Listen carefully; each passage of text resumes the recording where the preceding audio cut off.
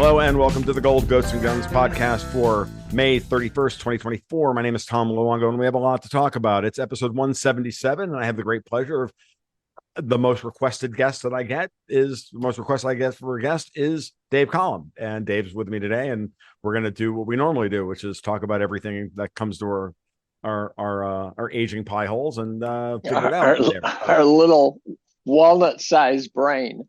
Or even worse is a brain of a walnut. I'm doing okay. I think I'm starting to wear down from the chaos of the world. At some point you just start saying, wow, I can't keep up with all the craziness and it's like you're being gaslit by the world. And I don't know how you do it. I every once in a while, Dave, I'll be honest with you. The last couple of weeks, it's been very, very difficult. Very difficult.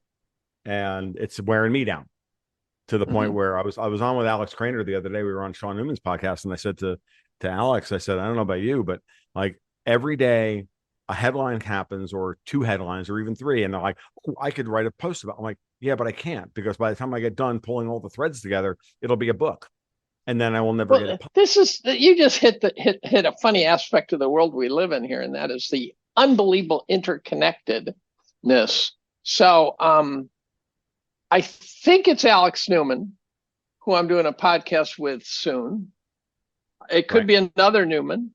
I think it's probably Sean Newman. Did he it was Sean Newman. Oh, it was Sean Newman. Yeah, Sean's the guy who's brought me up to Edmonton a couple of times and Alex and I up to Edmonton a couple of times when we've done shows up there and they're very interesting and live shows and it's been fun. Sean's a great guy. Alex Craner turns out to be in a Zoom group that I'm in that we talk about COVID and the vaccine and stuff like that. And so I'm finding the world to be so interconnected. Yeah.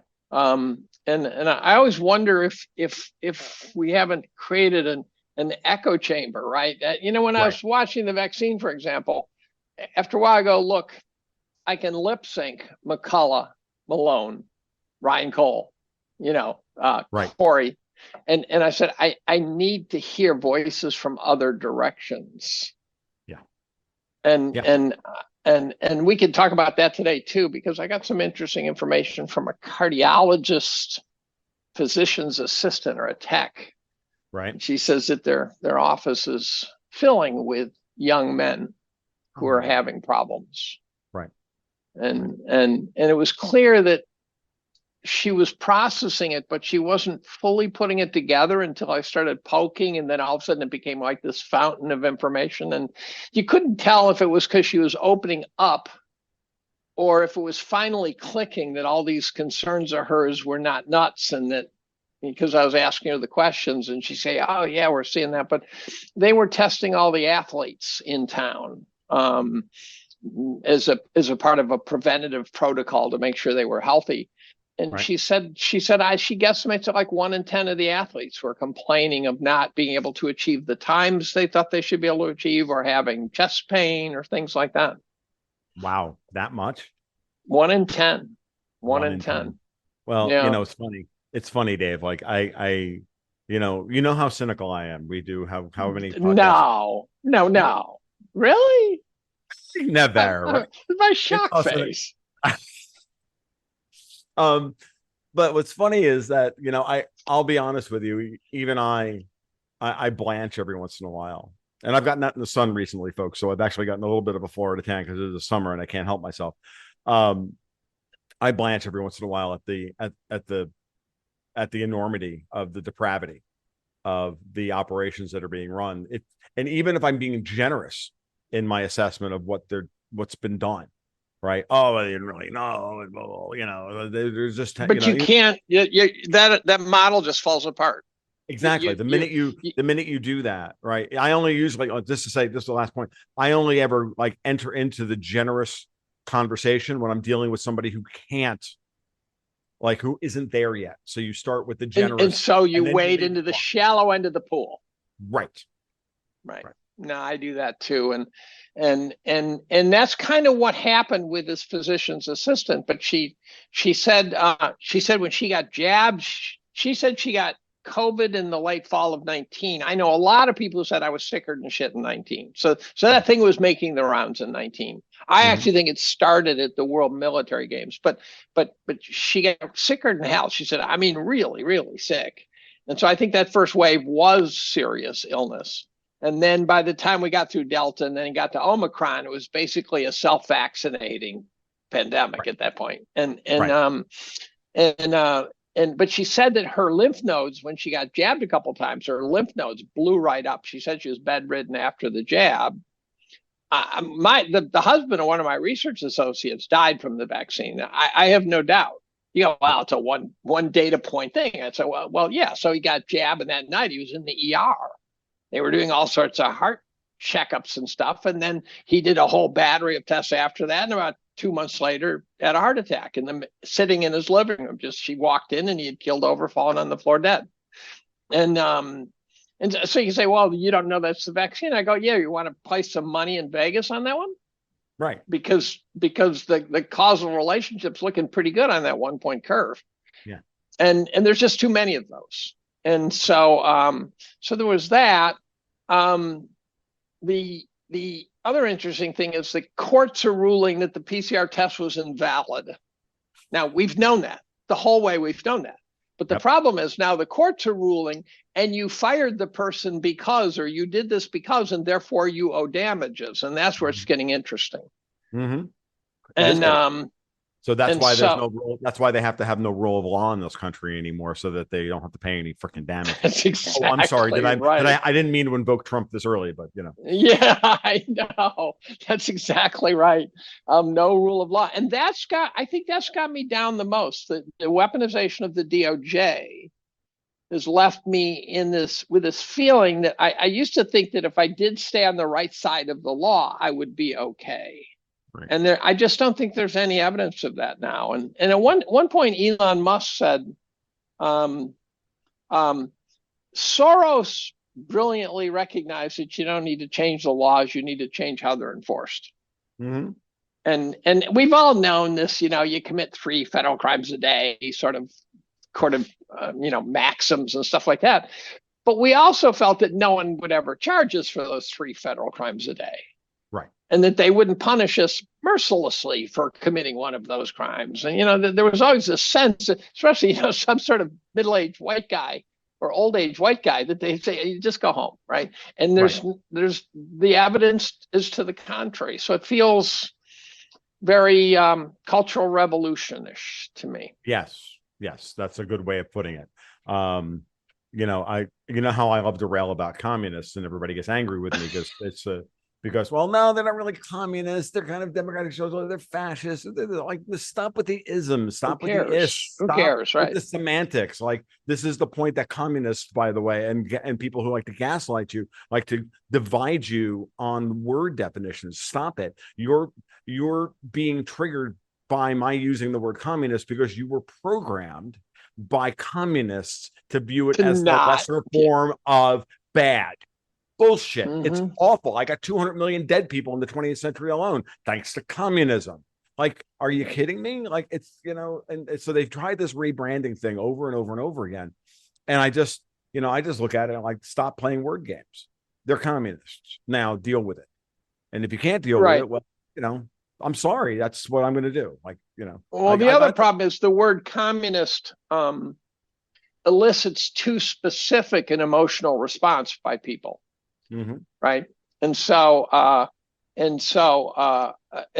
go, wow, this is not the Soviet Union. I go, you're right. It's not the Soviet Union. It's a new form of communism, or it's a new form of socialism, or it's a new form of whatever. So there's this sense of futility that's taking over.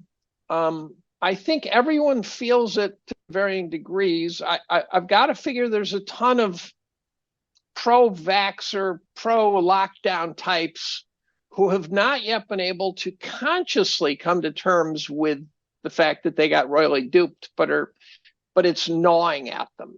Yeah. It's gnawing at them. And they're sitting there going, it feels wrong.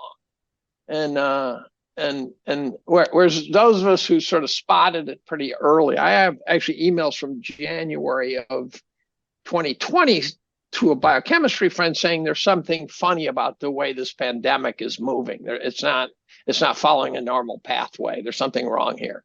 Right. I've got all sorts of conversations in my skull in February of 2022 about Ukraine, in which I said to my wife over and over and over, this does not look like a war to me. Right. The Ukrainian war did not look like a war when it started. It looked like Russia moved a sort of a police force in to Ukraine. Right. And it really looked like it was almost as though the commie analog of, which they're not commies necessarily, but the analog of moving in UN troops or something. Right. And I kept saying, this is not a war. My wife said, yeah, of course it's a war. And I go, where are the dead people? I'm seeing footage of explosions from 30 miles away. I'm seeing grandmothers squealing about the evil Russians. Right. I'm seeing Russians getting out of their tanks and chatting with the people of Ukraine. Right. And I'm seeing burnt cars. I'm going, a burnt car is not what you get when a war starts. Right. You get total devastation. Mm-hmm. And now you get Baghdad day one. Well, depending on who's prosecuting how it's fought. Right. And how That's it was right. fought. In the early stages. It is now a war. It is now a war. It was a war the minute the Chechens went into Mariupol, to be honest with you. Because that was the point. They wanted to round them up, right? It was the Azov battalion. The whole goal, I think, was to round up the Azov guys and basically exterminate them. Yes, it was a bug hunt, without a doubt. Right down the Azovstal steel facility, which they got them in there, and then they carted them away, and those guys probably did not live happily ever after. No, and any NATO quote unquote advisors that were there were also carted out, and their pictures sent back to their home territory saying, oh, by the way, we know what you've done. Right. I think that's real as well. And, and the way Ukraine has been prosecuted, it's been a dance here. The Russians didn't want to, kill as many Ukrainians as possible, or because they don't see them as different people. They see this is a Slavic civil war, at least in the first part of it. And then NATO, in effect, and I like to lay the blame on the Brits, so we'll blame Boris Johnson for this. Effectively said this shut down the talks. Right. This shut down the talks. This becomes a real war. We want as many dead Slavs as possible.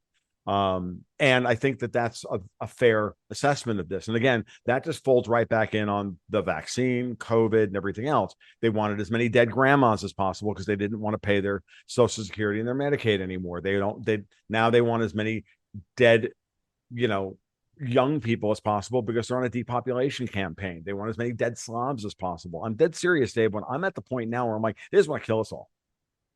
Right. And this is a culling of, in the same way that, Pol Pot killed everybody who wore glasses because, if you wore glasses, then you were an academic, right? Is that right? Is that right? That is correct. Interesting. I didn't know that. So it's the same kind of thing, except we're dealing with people who are hell bent on believing their own Malthusian lies that the planet can only support between 500 million and 1 billion people, and for whatever reason they believe that. We can try and get into their psychotic heads about this, or we can just wrap our brains around the fact that they wouldn't really feel bad about killing 6 billion people off. So the big delusion on their part, in my opinion, is, and this is, I think, the other thing I'm having trouble with, is I've been watching the world look fucked up for, I would say, well, I actually started when I was a freshman in college when I saw Mark Lane give a talk on Kennedy getting shot. Mark Lane was Oswald's lawyer. He was one of these famous lawyers, the kind of big swinging dick lawyer. And he came and gave a talk. And the thing I remember vividly, almost the only thing I remember vividly, is he said that he was hired by the Kennedys to defend Oswald. And so So that was my first sort of eye-opening, wow, the world is not what I thought. Right. And then I got into Y2K. Y2K turns out we got duped Mm-hmm.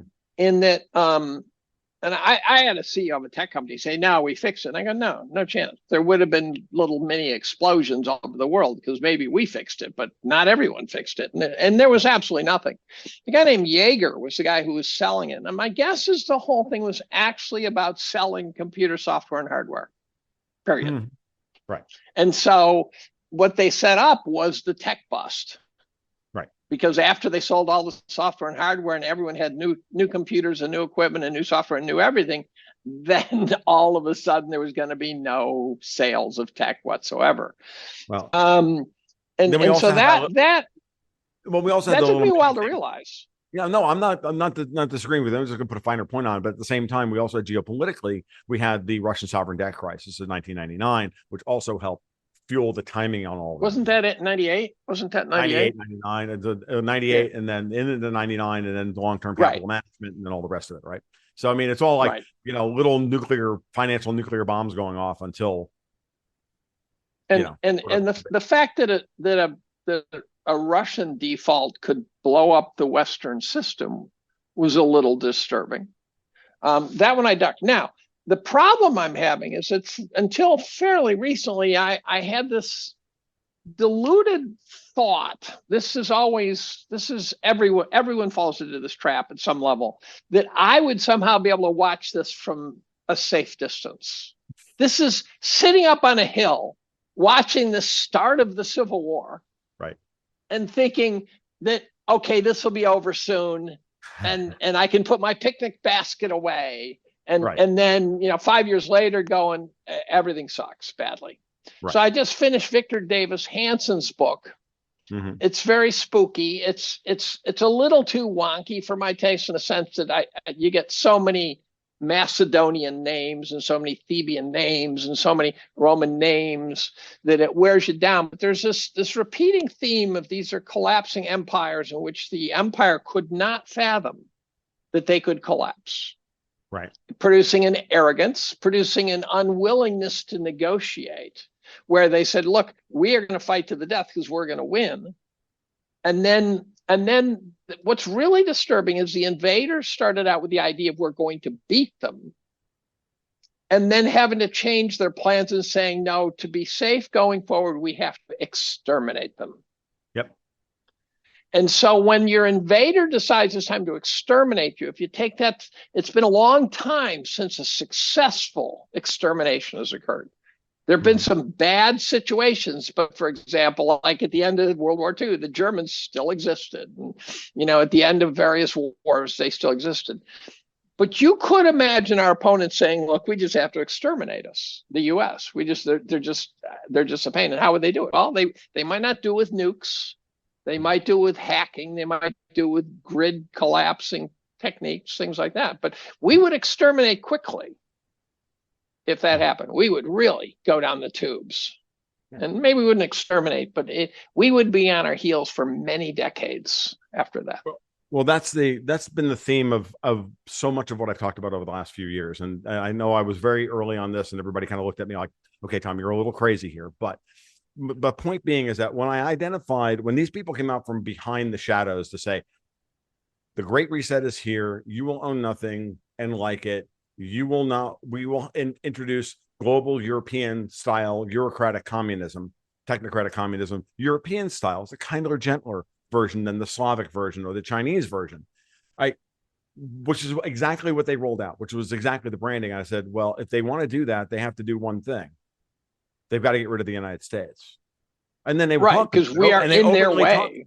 We are in their way from a variety of perspectives, because our system of decentralized government, of the people being superior to the government, i.e. we the people, and ordain this constitution verbiage, which exists all through our system, our political system, that has to be destroyed. We are also, people forget this, we talk about offshore tax havens. We always talk about it from the perspective of being Americans. To the rest of the world, the United States is the biggest offshore tax haven in the world, because it's where they have favorable taxation, they have favorable corporate legal structures and all the rest of this stuff, all these advantages that make the United States what it is. And if you look if you don't even look very hard, folks, you just go through each one of the verticals that makes the United States interesting and unique. Forget all of your anger about us turning into an empire. Lay that aside. It's absolutely criticism that you should have. But lay that aside for a minute and ask yourself, why are they attacking every one of these pillars simultaneously? Which is exactly what they're doing. And that means it's a strategic plan. It's a Gantt chart, as I like to put it all the time. And they're running that script. Everybody in Europe right now is authorizing the Ukrainians to use NATO weapons to strike targets inside Russia. That is a gaslighting technique for Americans to accept the Biden administration doing it, to upgrade this entire thing. Meanwhile, Putin steps back and goes, do you want a nuclear war? Is this what you want? Because I look at Europe and I see a whole lot of geographically constrained high population centers. Sorry, but that's not a threat. That's a reality. Take it however you want. And he said this last week. And he's like, what people nuts? So we talked before we started about the Carlson Sachs interview. And I've had a few brief exchanges with Sachs. So I can give you the overview, and you really ought to watch it. It's worth your time. It's about 2.5 hours, but put it on the background while you do email or something.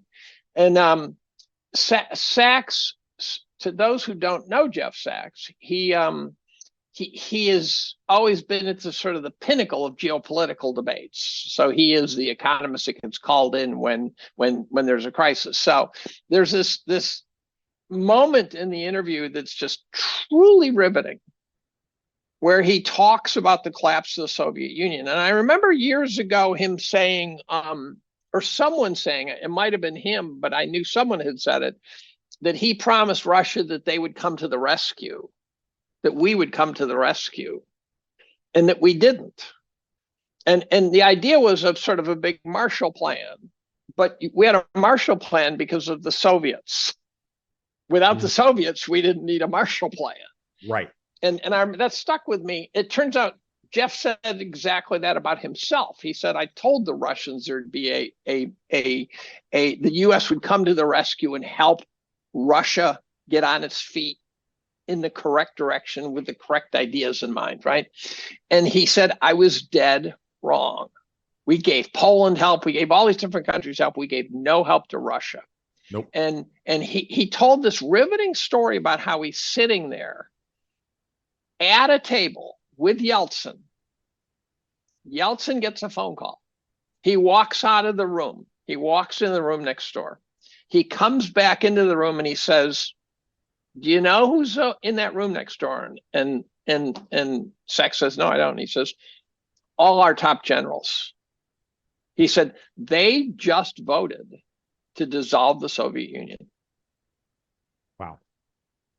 And it's just this breathtaking moment. Now, if you listen to Sachs talk, you cannot escape the conclusion that this guy's been at the pinnacle. And he's, Brzezinski, and he knew all these guys. And by the way, Brzezinski said the US's worst nightmare. And I use this quote, by the way. So for me, watching Sachs talk about Ukraine was an answer key. For you, it would be like an answer key, or at least a check about your models. But for me, it's like I wrote about Ukraine. I tried to piece it together. What did Jeff say about it? And we agreed 100%. There was no holy shit, I got that dead wrong. And so that, and I always thought my Ukraine write-up for an amateur was one of the best write-ups I ever did. Right. And he talks about how horrible it was and how it's all NATO's fault, and how Putin begged us not to push it, and all the mistakes made. And he quotes George Kennan, which I quoted too in my write-up, of saying this is moving NATO eastward in 97 was the biggest political fiasco in the history of American foreign policy. Yep. George Kennan, one of the great Cold Warriors. And then he talks about how NATO could have stopped this at any point. There's no question. I have no doubt that if Trump had been elected, there would be no war in Ukraine. I agree. Right. Agreed. So then they moved to the vaccine. Now the mistake Tucker made and Sachs made was that they didn't point out that Sachs chaired the primary committee that looked into the origin of the virus. So they assembled an elite committee, and Sachs was the chair. He had on the committee, you're not going to believe this, Peter Daszak and a bunch of other guys. And he said it took him months to realize how much they were lying to him. Right. Right. So they talked about the vaccine, and my brother watched. He said, yeah, I just didn't know how he knew about the vaccine. I said, he chaired the committee. So Sachs, I had an email exchange with him about fighting a two-front war. He was battling the war in Ukraine, the idea of having a war in Ukraine, simultaneously with battling the source of the vaccine. Huh. So he really had his hands full. Right. And he's so compelling. And my brother, again, confirmed it. He didn't know much about Sachs. But I said, Sachs, he will come across as honest, blunt, and at some level naive. Right. And the reason he comes off as naive is because his default setting is to believe people. Yeah. And it turns out he just kept getting lied to. Yeah. And it drove him nuts. Yeah. No, I'm going to reach out to him again. I got to find out where he's at now. But he's got to be in a dark place, I think. He's got to be really frustrated. Got to be. If, again, and I'm more than open to that interpretation of Jeffrey Sachs, and then you have to ask yourself the question. This is the question that would immediately pop into my head, being the cynic that I am. Why then was he chosen to chair the committee? Because they knew what his blind spot was, and they knew that's right, and they could bamboozle him, and he wasn't. He didn't get bamboozled. He didn't get bamboozled. That's eventually. And then, right. And there were interviews he had done during the Ukraine war, during the first year of the Ukraine war. Right. Where he was like on a stage or something. And they're trying to shut him up, but he will not let them stop him. And he'll spit it out, and he spewed out these truth bombs. And then he finally said, now I'm done. So it's clear that he really was determined to tell the world that we were getting duped in Ukraine. Yep. And the same thing. I don't even care where the vaccine came from, where the virus came from, because I know it came from Wuhan. Right. I know that it was created in conjunction with our scientists. Mm-hmm. The only big question about COVID was, did we release it or did it leak? That to me is the only really important unanswered question. And I don't think there's a way to know. I don't think there's a way to know. Well, and then the other thing beyond that is then who's the we? If you take this, if you go down the flow chart and say it was released, who is the we? Well, so that's an interesting question. The we, I think the Chinese, I think if I had to wager a guess, I would say it was released at the World Military Games in October of 2019. Okay. And the origin of this is that I got an email from a guy who at first I thought was a crackpot, one crackpot to another. I have come to know him. I've had lunch with him. He's Canadian military intelligence. He's very good. He's very honest. He's very sincere. He's vaccine injured in a very severe way now. Huh. And he reached out to me, and he reached out to several other people to say, these are what I know about what happened. And he turns out he was an athlete.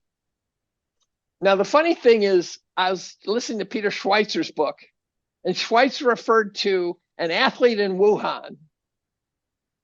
And I said to Schweitzer, I said, from that limited description, I know who you're talking about. He's Canadian military intelligence. You ought to get together with him, right? So in any event, so he said in Wuhan, the athletes all got sicker than shit. And what's critical, what no one seems to quote is, he said there were no Chinese nationals in sight. He said the military sort of village was all West, was all world, no Chinese. Huh. And that's interesting. That meant they kept them away. And so then so I think it could have been released there. And then if you say who released it, I don't think it was the Chinese. If I had to guess, I would say it's either, somehow tied to Gates, somehow tied to the CIA, somehow tied to who the hell knows. Could be anybody. Could be a leak. I don't rule out the leak. Sure. Well, I mean, I'm going to give you my default position. The people who moved to benefit from it most, like, them by their actions, and I know that there's that. I have this running commentary in my head with, did they just with all the voices, with all the little green men? Yes, I got 100 of them, right? I know. The guys who do anal probes at night. Every once in a while, they make their way past the tinnitus and all the rest of it, and I'm like, oh, it's this, right? And it's always did they just pull Plan R off the shelf because you never let a crisis go to waste, or did they pull Plan R off the shelf and this was part of the plan, right? Like, it all depends. It doesn't. Are they being opportunistic, or was it part of the Gantt chart? And I tend towards, with these fucking people, and I trademark TFP, these fucking people, that it's always part of the fucking plan. Well, so you end up with this paradoxical situation where on the one hand, the world looks like it's run by nitwits. On the other hand, it looks like it's run by incredibly gifted, conniving people. And I don't think it's a paradox. I think that there's the facade of nitwits and the guys underneath the surface who really know how to get the job done. Of course. And you put midwits like Ursula von der Leyen in charge of the EU to let her run around and do dumb shit. You put Joe Biden and Anthony Blinken running around doing dumb shit. You put the dumbest woman imaginable first in charge of the Federal Reserve and then in charge of the Treasury Department, and Janet Yellen. And that's a perfectly plausible deniability scenario. Are you kidding me? What are the lyrics he was singing? That's what I would do.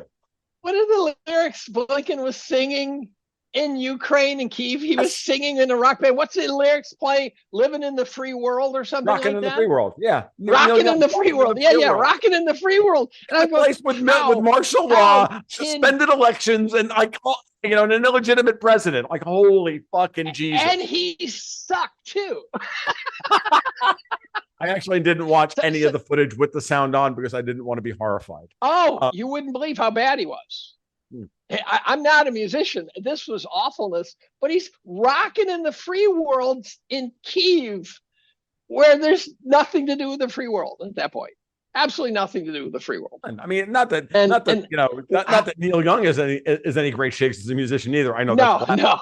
For the boomers and everything, Neil Young on his best day still sucks. But I know, but so does Bob Dylan. And no argument there either. That's right. But Bob Dylan and Neil Young sang songs that required no voice. Well, that and they were good songwriters, just as long as other people their songs, right? So I'm not a Dylan fan, but Jimi Hendrix's interpretation of "All on the Watchtower" is one of my favorite songs ever recorded. Right. Like, it's a brilliant tune, and so I don't have many examples beyond that with Dylan because I just really like All in the Watchtower, but it's absolutely what they do on purpose. Like, at a certain point, and then you have to remember also that we're old enough to remember, and I know you're older than I am, but we're both old enough to remember when there were competent people running this thing. We're in the smoky backroom crowd. Right, and we're now in the third generation of it now, right? This is the grandchildren spending all the money, as opposed to the parents, the father who made all the money, and then the sons. That's right. Rags to riches maintained it, and then these are the kids spending it, right? And we still have a bunch of olds like Klaus Schwab and Soros and others still running around trying to manipulate things, but they're in their 90s. Do you think on a good day that they have enough energy to run the world? No, they barely have enough energy to eat paste. And the other thing is those guys are not pro USA either, right? So what we're missing are the guys who in the US would get together smoky back rooms and make deals that would be considered dark by any standard, except for the fact that were ultimately towards somehow maintaining the empire in a rational way. Whereas now the guys seem to be flailing, right? They might be trying to maintain the empire, but they're flailing. Well, that's one interpretation of it. The other interpretation of it is that the people who put them in power, tanking who hate us, put those people in power on purpose to do the same. And that's a better model. That's a better model. That's been my working model for years. Yeah. This gets to this ultimate question of why do our leaders do things that appear to be founded in to have no foundation in sort of the Tocqueville's America, right? There's just there's no sense that these guys care about what happens to us. You would never leave the southern border open if you cared. No, never. Of course not. Never. You would. It's at the southern border, the ruinous sanctions on global trade, spending. I mean, this is where I get down to, like, my heuristic has been for 3 years or more, really, that we are being, especially since the day after Biden got inaugurated. Like, let's start there, because under Trump, we had to regain control of the apparatus because we had this guy we didn't trust in charge. The day after Biden is reelected or is inaugurated, I was like, but they didn't really lose the apparatus under Trump either. No, they didn't. But but Trump slowed down bits and pieces of it. And that's right. He put sand in the gears. Right. And they had to spend more energy to stop Trump from unwinding things. And that was actually, and from a physics perspective, it's all about friction and energy and everything else. And you only have so much of it. And so, okay. So I know you understand that metaphor because, well, you're Dave Collum. Right. So, but like, what is it, like 6 days after the inauguration, like Blinken meets with the Chinese in Anchorage and starts the anti-diplomacy of the Biden administration? He set the tone for the entire fucking administration within a week or two of taking power. Like, it was insane. So now you have to ask yourself that. So once I saw that, and I saw like 2 or 3 instances of not just bad diplomacy, but anti-diplomacy, at that point, I'm like, oh, this is an operation. Like, I'm done giving these people any benefit of the doubt. They're clearly on a mission to use the Biden administration's 4 years to do as much harm to the United States as humanly possible. And I was convinced of that, honestly, on election night at about 2 a.m. when I saw them. See, I went to bed at about 1:30, and so I missed the fraud. I missed the F. At 2 a.m. At 2 a.m. Like, I live streamed. Saw the flicker. I live streamed that night, and I cut the stream off at about, I don't know, midnight or so. And everybody, we were all high-fiving. Okay, this is done. We're in the bag. We're going to get through this. And then I stayed up till 2 a.m.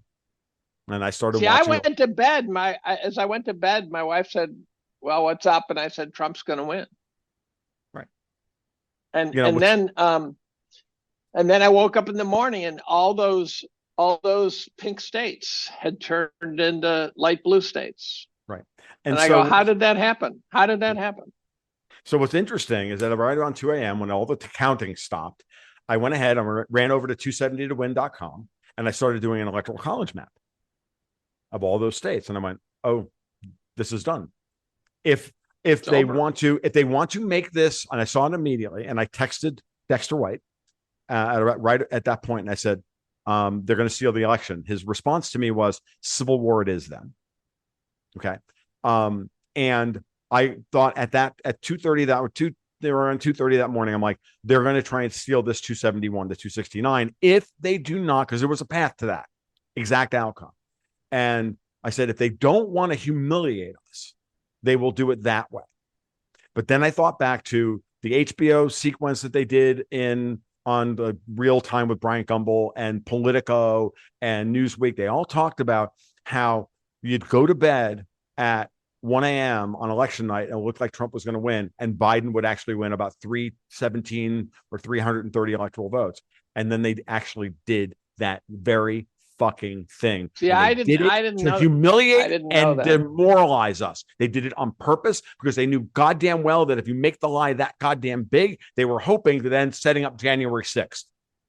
So they were setting up January 6th on election it's night. The Dave. garishness. So I've told so many people. Gad Sad came and gave a talk, and I said, look, if you're a layperson in the audience and you want to understand what you're seeing and you're confused, and I think it was Gad's talk where I said that rising authoritarianism is exemplified by confusion and demoralization.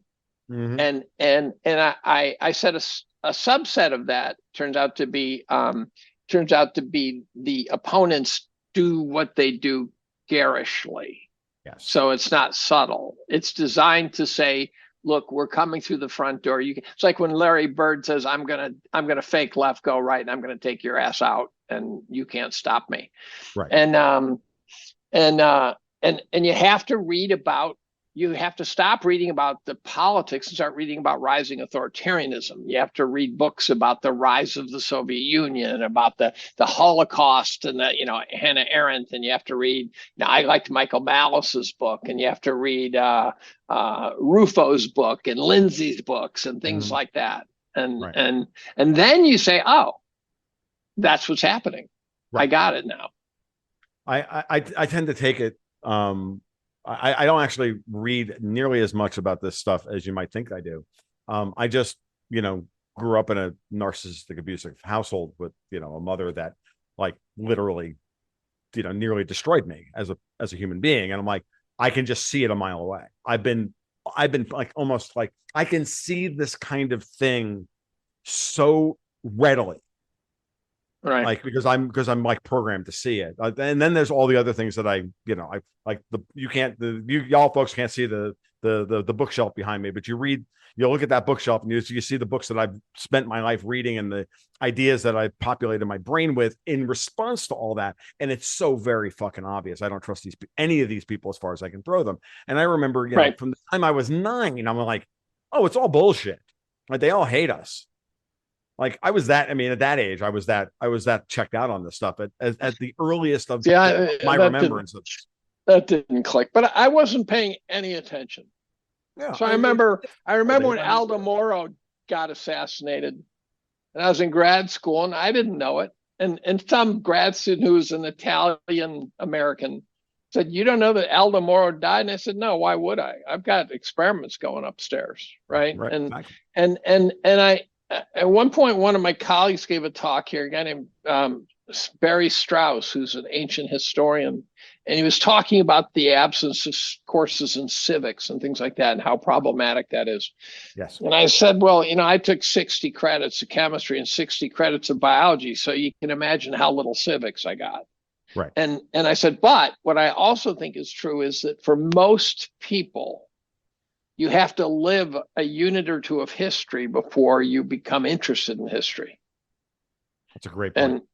And as a consequence, you have to live long enough to say, oh, it was only 4 of those that takes us back to the Revolutionary War. And all of a sudden the timescales start looking very short.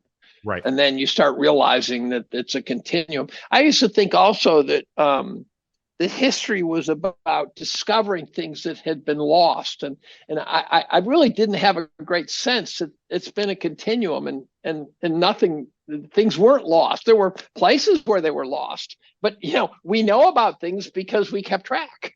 What's funny is, and this is, and what's funny is that, I say this, I don't say this often, but I'm going to say it now. It's like, it's one of the real, I always give him credit for this, but it's one of the real benefits of having a friend like Dexter White my entire adult life. He is a historian and he takes history. Does he ever come on the show with you? We haven't been on. He hasn't been on the show recently. I need to get him on the show. I think you do, and tag me, because I have no idea who Dexter is.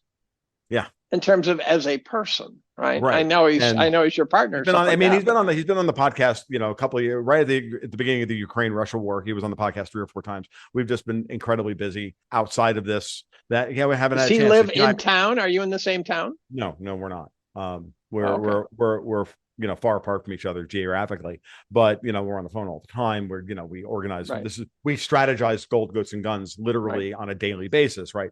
So this is one of those things, and he and I have been having this running conversation about U.S. politics And even in years when I wasn't that interested in this, he was. And it's so it was always there. And then eventually I just said, when we started this process, I said, wouldn't it be great to just how about we monetize all of our conversations that we've been having for the last 20 years? I think it would be good therapy for both of us. Right. He's like, yeah, sounds like a great idea. Let's try and do this. And I needed a gig, and so that's the way it's worked out over the years. But if we give you a perfect example, and maybe I'll send you a copy of the issue, but like this last issue that we put out, I was trying to do a trace of the last 10 years of geopolitics to explain why I think we're spiraling towards the end game of this particular phase of the geopolitical struggle that, in my mind or in my experience, started in around 2013 with the chemical weapons attack at Ghouta, which then started the process of we were going to invade Syria and all this stuff. It started before that, but this was my continuum. What a farce the Syrian story was. Speaking of which, but what I was, but in the first draft of that article, I had, Dexter took me aside and he said, like, I like what you're doing here, but you're also falling prey to the kind of classic historians conceit of there's a linear narrative here when it really isn't. At the end of the day, I don't know who said this originally, but history, there's no narrative. History is just a bunch of shit people do. And, it's our job to chronicle the facts of these things and then see it all. And then, remind ourselves that we only interact with it through our particular lens, and that there's 100 different lenses or 1,000 different lenses, or in this case, 7 billion different lenses. And that's why I find it really useful to read about the same topic from different people. Mm-hmm. Because all of a sudden you go, wait a minute, like, for example, Hanson's recent book talks about the collapse of the Aztec Empire under Cortez. It's a completely different presentation than I'd ever heard. Sure. He said the Aztecs thought these guys were gods for about 2 days. And then they finally figured out, no, these guys are not gods. They're mortal, but we don't know how to beat them.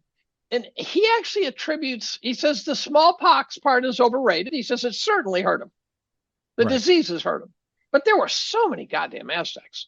And he says that they had an obsession with capturing their opponents, not killing them. Interesting. So the Spanish, as long as some guy's trying to capture you and carry you away, you just keep stabbing those fuckers. Right. And the thing took like 2 years. And it wasn't this, indigenous, Native American just totally, bamboozled by Cortez. They just didn't know how to fight him. Right. And it's a fascinating thing. And he doesn't talk about all the booty and all the gold. There was booty, there was gold, there was all sorts of stuff, but he talks about the warfare.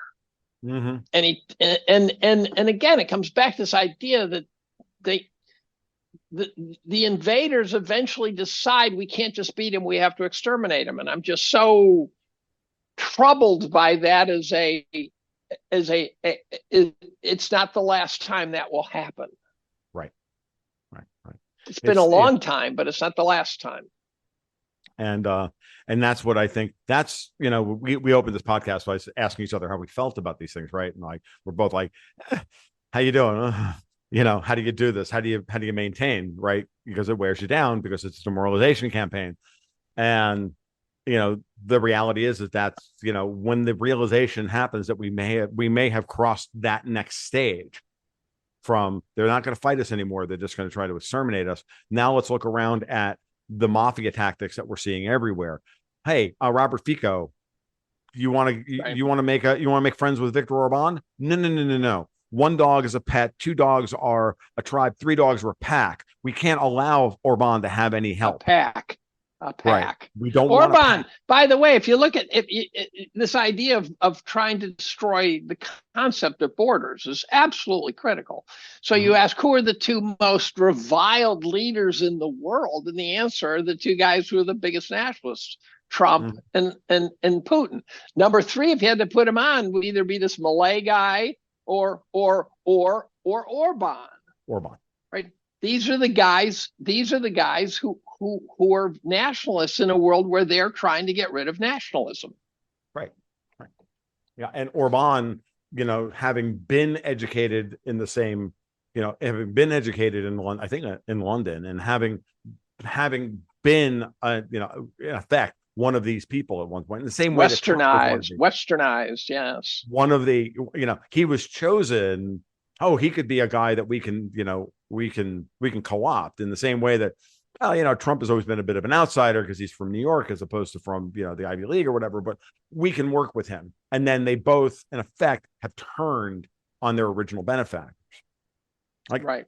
If you really stop to look at it, there's a certain, I'm going to just, all roads lead to London thing going on here, especially with Viktor Orban, George Soros, in many ways, Donald Trump as well. There's an angle on that, and there's different threads, but they all come back to the same thing, which is, trying to, can we work with these men or manipulate them in a particular way to get what we want? And Orban just sees it for what it is. And he's just called it out for what it is. And I think Trump has they can't. Two. I think Trump has two. I think so.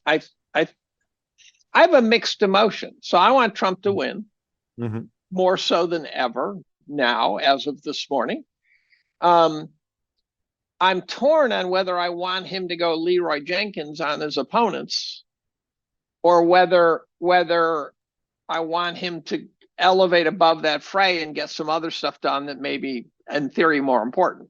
Right now, I'm in the Cortez take out the Aztecs mode. I'm just so mad. My colleague thinks one of my tweets showed up in, I think it was the Wall Street Journal. I was so mad. I was tweeting about Clinton Foundation trafficking children and stuff like that, saying, where are those trials? Right. Hillary selling, uranium to the Russians and pedophile in chief. And I was just going wild last night on Twitter, just saying, let's round them up. Okay, we've set the bar. The bar's now high. Let's round them up. Let's get Fauci in here. Let's get Staving in here. Yep. Let's get all the bad guys. Let's get their asses in prison. Right. And I was mad. And then it clicked. I said, oh, no. Trump has now been convicted. His punishment will be 4 years of community service. Now, did you read or hear about the Trump exchange with Merchant about 2 days ago, where Trump called him a moron? Yep. So go ahead and tell that story, Dave, because this thing is hilarious, right? It is the best comedy I've heard in so long. The genius of the man. So he calls at the very end of a long day. He calls the judge, who it's astonishing that a victim, that a person being tried insults the judge nonstop, right? That's just, I think that's unprecedented, right? But he says at the end of the day, what a moron. And Merchant throws a contempt $1,000 fee on him. And Trump says, I said 3 words. And Merchant says, that's contempt. And Trump starts going through his wallet, looking at his wallet. This is the part that is so genius. He starts going through his wallet. And Merchant says, you don't have to pay me now. And he says, oh, no, I'm just trying to see if I have enough cash to say 2 more words. And I'm thinking, oh, my God. Oh, my God. That is like the Nobel Prize in comedy right there. It is. When I heard that, when I read that, I was like, oh my God. I say to myself, I've had moments like that in my life where I've done exactly. But can you pull the trigger like that? That is the best comeback I think I've ever heard. It is. It is brilliant. And it's one of those things, as a writer, I'm like, ooh, I'm really jealous of that. Not envious. I know. I know. It was extraordinary. And so then the question is, so let's go to Trump's trial. Let's go. So there's a number of problems here. One is that very, very smart and scholarly people can't find a crime, right? That's the starting point. Right. My brother, who happens to be an accountant, says that he's tried very hard to find a description of these crimes. And he says, everything I see is the type of thing where you might put some expense on some line and some IRS auditor would say, no, you got to move that over here. Right. Right. And it seems to be accepted knowledge that all of these things are misdemeanors, Right. and that they got elevated to felonies by virtue of the fact it was designed to intervene in the outcome of the election. I'm going, wait a minute, let me see if I got this right. You have a guy who's using lots of money to improve his image during an election. I am trying to figure out where you're going to find a crime in there. And if you do, I'm trying to figure out which politician in the last 100 years didn't do that. Well, I mean, you're literally saying you are not, Donald Trump, allowed to spend money to campaign to make yourself look better. To make yourself look better. Right. I mean, and by the way, paying off a porn star. Someone brought up Paula Jones. She literally held up the $850,000 check that Bill Clinton paid her to shut the fuck up.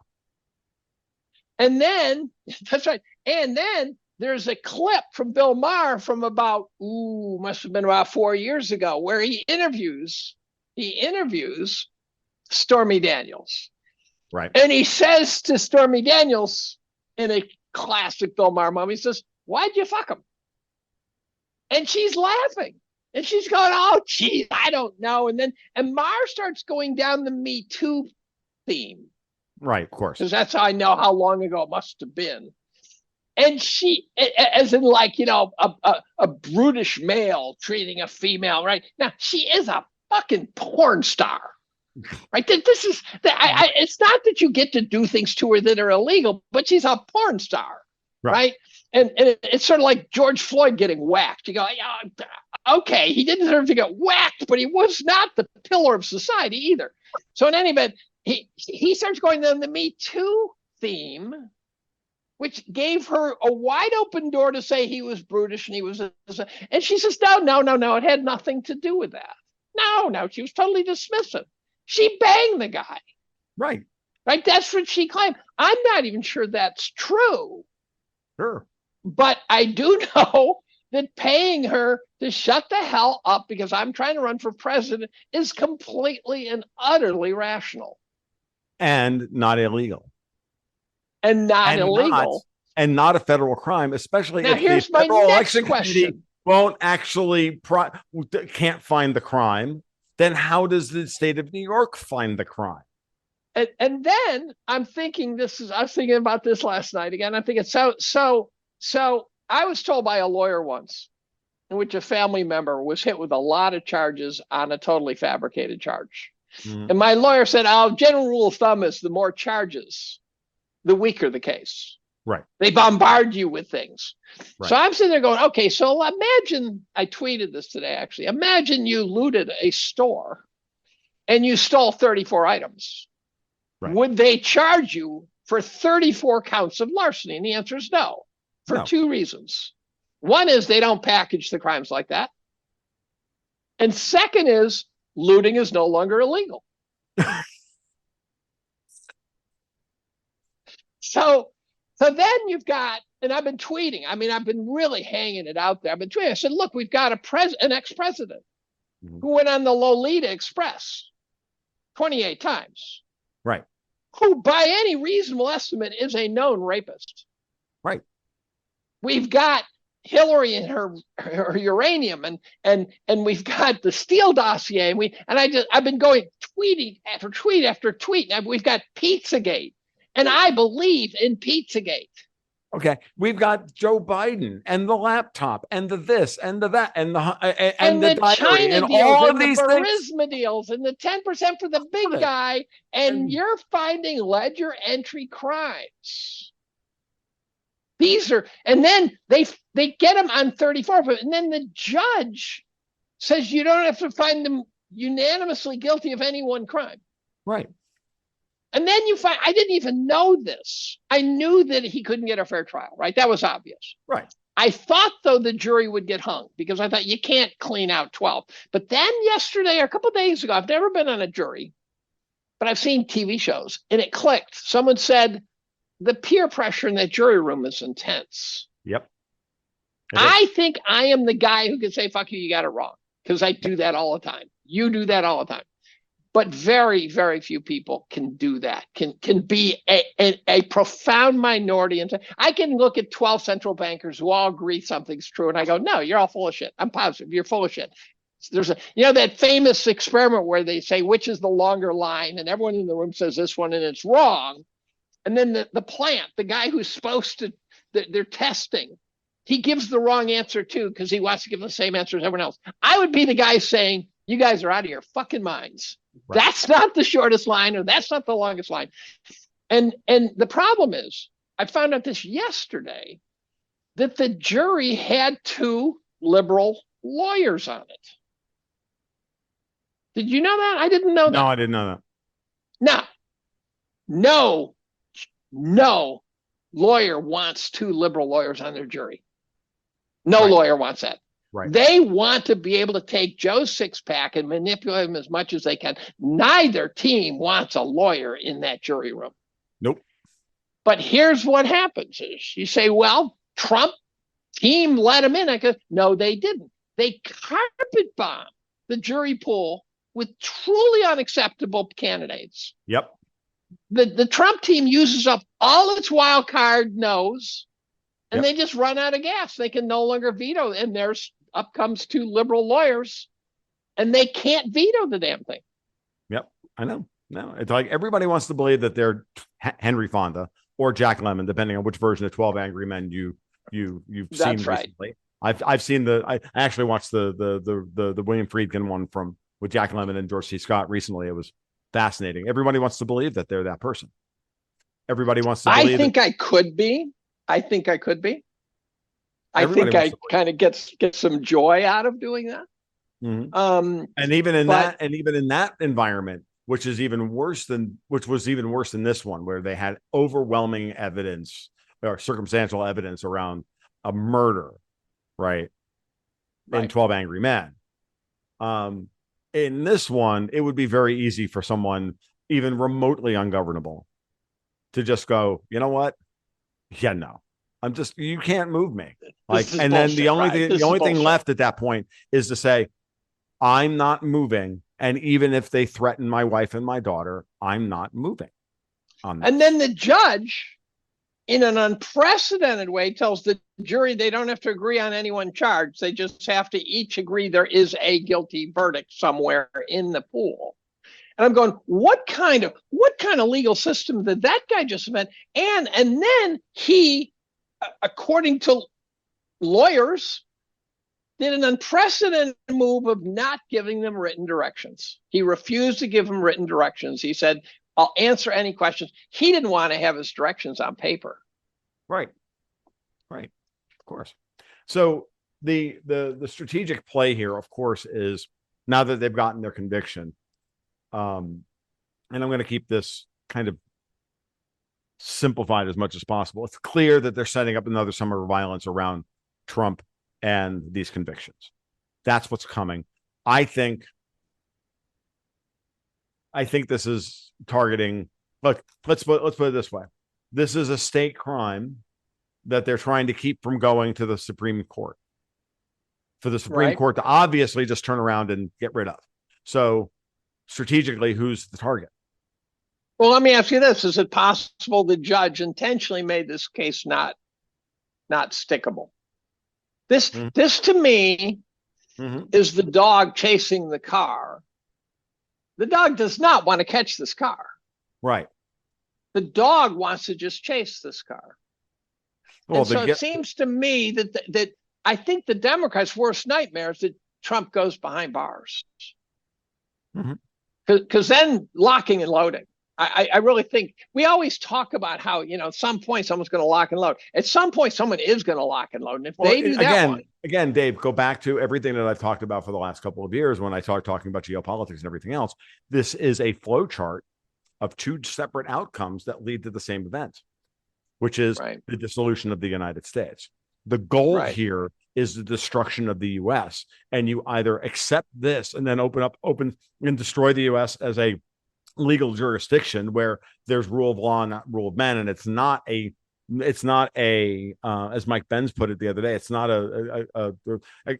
I watched a video from Mike Benz when they filed this back in August, and he's saying, I never realized, everything I've ever done has been predicated on the idea that we can fight these people because we have a rule of law, and we don't. We now have a mafia state. And interesting that Trump is By the way, being. what's Mike Benz's background? Let's backtrack on that. Mike Benz has shown up pretty quickly, in my opinion. Is that right? Yes. He also has become very visible within the last half year. Sure. And he was. Where did he come from? That is a good question. He was a part of a group. I was actually had a friend of mine texting me about this earlier, and Benz was part of groups that were working in this anti-censorship thing, and then almost got doxxed and walked away for about 2 or 3 years.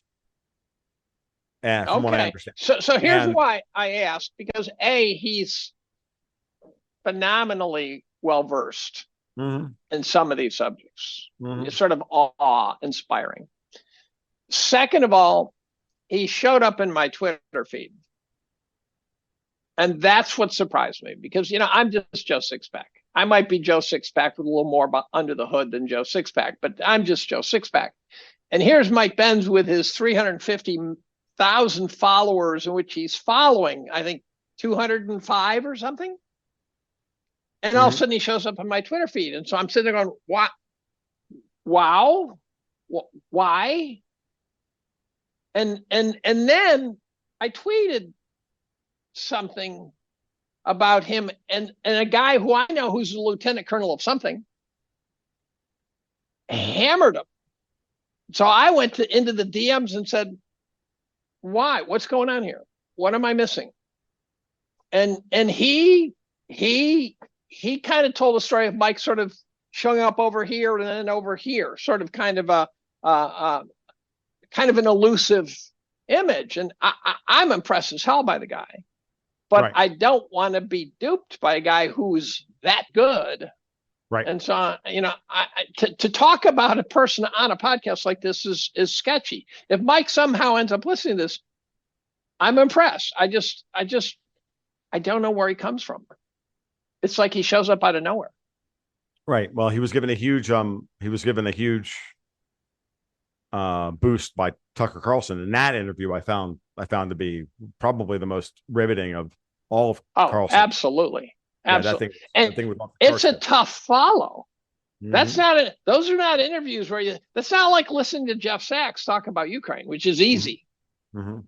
Listening to Mike Benz is like listening to Whitney Webb at some level, right? There's this carpet bombing of your brain with information. Yep. Agreed. Some people think that about me, which is weird. Well, I think that's true. One of the problems is that you get more and more knowledgeable about a subject. It gets harder and harder to reach the common man. As an academic, I know this because I have to take sophomores or I have to take first year grads, and I have to really erase the idea that I know a bunch of stuff that they don't know, or keep in mind that idea and say, okay, I have to start from first principles because they don't know. What we're discovering in part is that these kids know less of the first principles than they used to know. Yeah, that's a chronic problem in academia right now. Yeah, and that's one of the things. It's one of the things that every once in a while, when I sit down to do an interview, for example, just speaking about this, that I go in knowing, hey, today I'm going to go over the primitives. I have to remind myself I'm talking to people. 90% of the people who are going to listen to this are walking into the middle of the conversation. That's right. And going, wait, what? Yeah. So I have a funny story. So as I've been working the pedophile rules the world angle. Right. And it's been slow because I reached a point where I don't know how much of this shit you've read, but it rips your soul out. I mean, it rips your soul out at two levels. One is because separating fact from fiction is very difficult. Yes. You're not going to get some fact checker from PolitiFact telling you what's right and what's wrong, which, by the way, you won't for any subject. So I'm on a Zoom call with a DOD intelligence officer who's very outspoken, and I'm fact checking my ass off on him to make sure I'm not getting duped, right? And this guy, he's telling great campfire stories. I was with Rumsfeld, did this, I that, and just like Jeff Sachs's interview, which you'll be very impressed by the places he was at the right time. And the guy's totally legit. And I get to the end of the Zoom call. There's a bunch of us, and his name is Tony Schaffer. And he's very outspoken. He's rogue. He says, fuck you. I don't care what you want me to say. I said, Tony, I'm interested in the role that pedophilia plays in controlling geopolitics. Because the idea is that there's these forces that I don't understand. There's these gravitational fields out there, and are getting people to do stuff like leave the southern border wide open. That I'm sitting there going, who would ever do that, right? Why would they do it? And there's explanations, but you go, I'm at layer 17 of the onion. How do I know the answer is not at layer 27, right? And so I said, I'm interested. He starts babbling about Epstein. I said, no, I don't want to talk about Epstein. It might be the whole story because Epstein has probably 1,000 clients who are totally blackmailed up the kazoo and they run the world. I said, I'm interested in the darker stuff. I'm interested in the real bad stuff because we can look at pictures of Bill Clinton getting back rubs from what look like potential minors. And you go, that's disgusting. But that's different than if there's a video of Bill Clinton sticking up the ass of a 2-year-old. Right. And so I said, I'm interested in the darker stuff, the real bad stuff that could be altering geopolitics. And there's some major players out in the world who say this is exactly what's happening. Not only ex-intelligence guys, which you don't know whether to believe, archbishops from the Vatican, secretary generals of the United Nations. There are guys out there saying unbelievable things about the role of pedophilia guiding geopolitics. Right. And so I said, Tony, let me ask you a very simple question. Does the Clinton Foundation traffic children? Now, this is in some sense leading into the shallow end of the pool because it's a no-brainer. They do. Right. But it's one of those questions where for the uninitiated, it would change your worldview. Exactly. And so Tony says, absolutely. Now, I had dinner with Taibbi one night, and I told him this story, and he sort of rolled his eyes when I posed the question, like what a silly question. And then I said, I gave him Tony's answer, absolutely, and Taibbi sort of recoiled back in shock. So I had cracked through his shell a little bit. Right. But so if you accept the idea that the Clinton Foundation is trafficking children, you go, this world is not the world I thought I was in. Exactly. Yeah, no, exactly. And, we have those moments every day and, and they're coming at us like a fire hydrant now. They're coming at us like a fire hydrant. And now, and that's part of the strategy. It truly is. I know it is. Demoralization. Yeah, it is a demoralization campaign, right? And it is all of these things coming at us so very quickly that it's enough to, like, in all of this, what's going to happen, of course, is that shit's going to get lost. We're going to miss this. We're going to miss that. We're going to pick everything up later. And that's it's both good and bad. But that's why we write about and do podcasts. Well, yeah, exactly. We're archiving. And more importantly, I think that at a certain level, you have to ask yourself the question of, is that evidence of the facade cracking to the point where we can start to, even if we can't keep up with them that quickly, we're uncovering things faster than they can put out, than the fires that they can put out. So then they have to create a whole, they have to create a whole. You're an optimist. I think they could put out more shit than we can cover. Well, that's true. And the garishness means it doesn't matter. I agree. That I agree with. Completely agree with. Absolutely. Take my freaking cigar out of my mouth. So it's sort of like saying, well, why did the citizens of the Soviet Union put up with it? They go, they had no choice.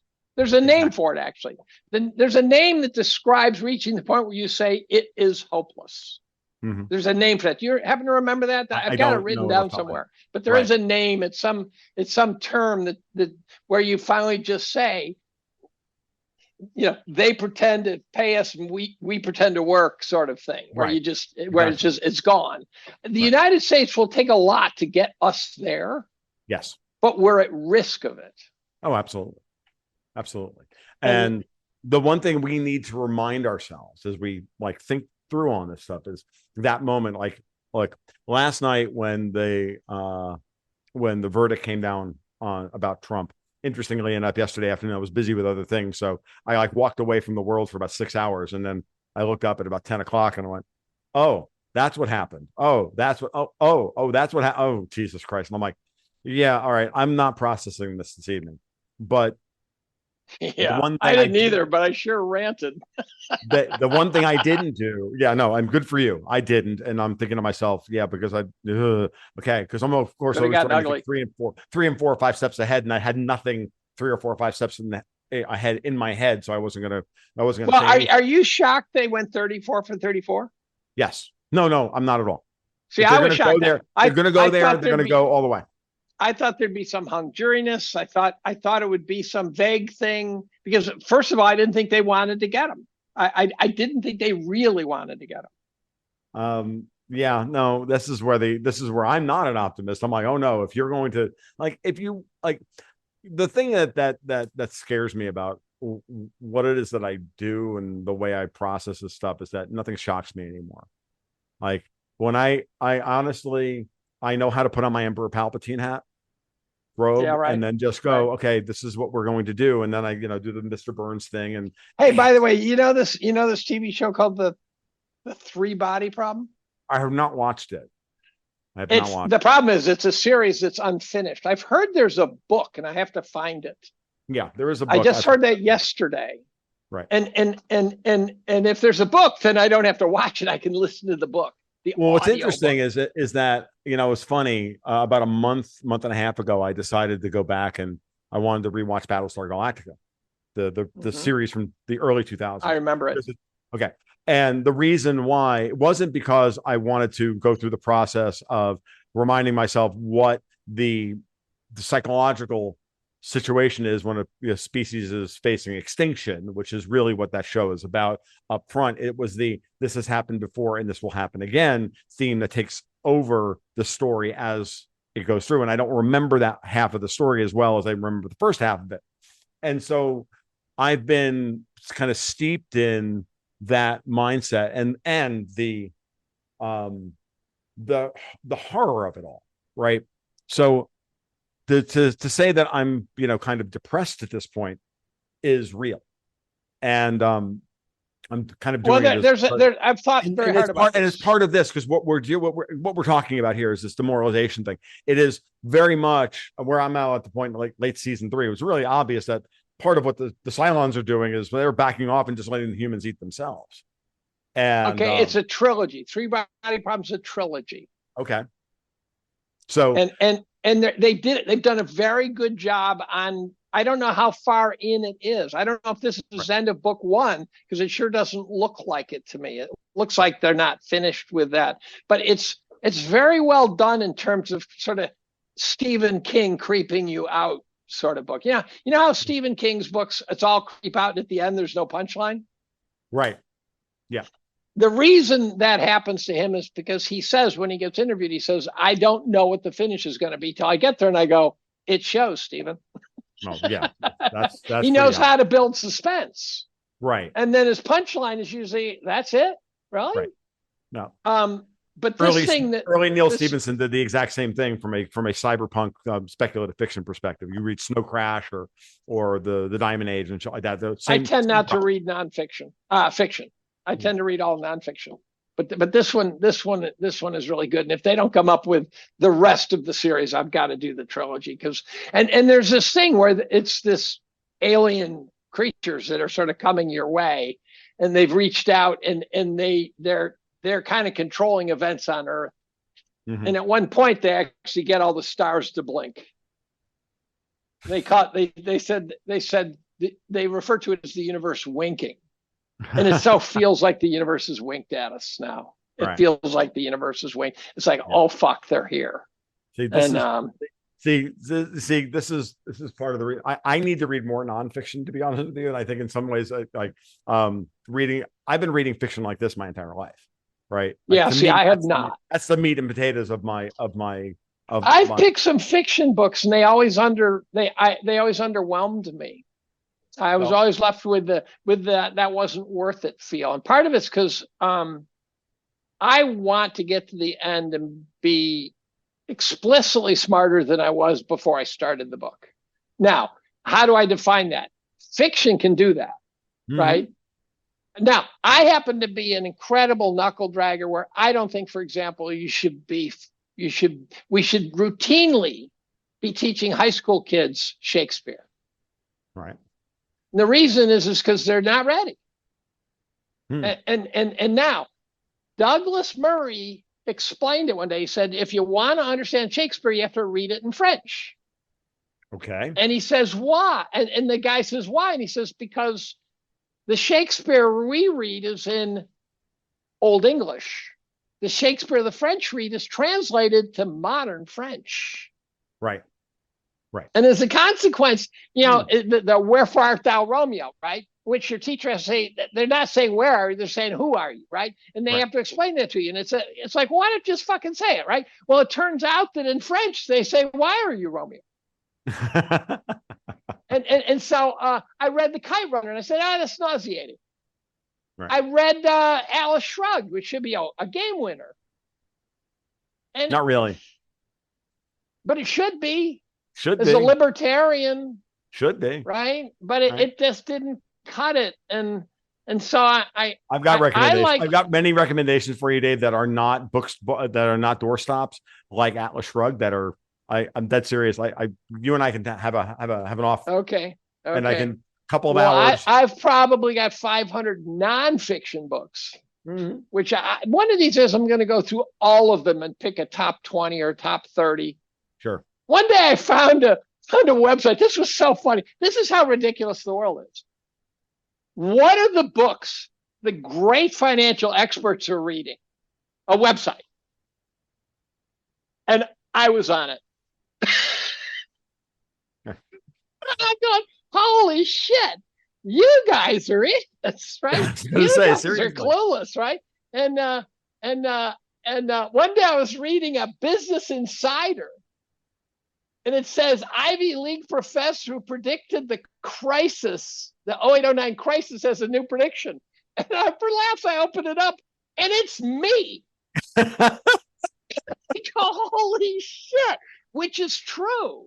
Right. I predicted in 02, but nevertheless, one day I was talking to this guy named Tony Deaton. I don't know if you know him. He's a brilliant, totally obscure Swiss money manager. So, but he reached out to me, and we'd had chats. And one day he drove up from New York City to Ithaca. We spent 12 hours on my deck talking about life. Nice. And I said to him, I said, Tony, you should do an interview with Grant Williams. He said, okay. So I reached out to Grant. I introduced the two of them. And this was when Grant was doing Real Vision. And Grant goes to Switzerland and does a 2-part interview. And he starts it by saying, this is the first interview Tony Deaton's ever done. Right. And I go, what? And I realize I'm a bit of a human router. When the internet first showed up, I started reaching out to people.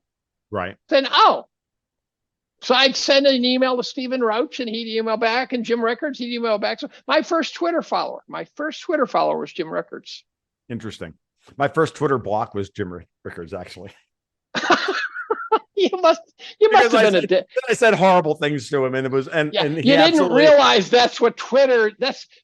Oh no! I knew exactly what I was doing at the time. No. Jim said something that annoyed me, and then Twitter's a conversation. If you want to go at someone, like I've been blocked by Dazak and by Hotez and Michael Mann, and I've been blocked but these are people I don't give a fuck about talking to. I will be more careful. I learned this when I was new to Twitter, and Henry Blodgett posted something.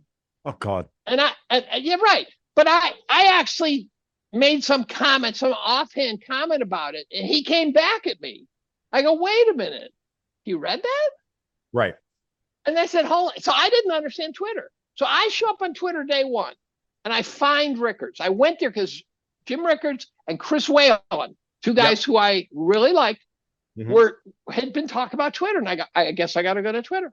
Right. And I find Rickards, and he's throwing shitballs at Nouriel Roubini.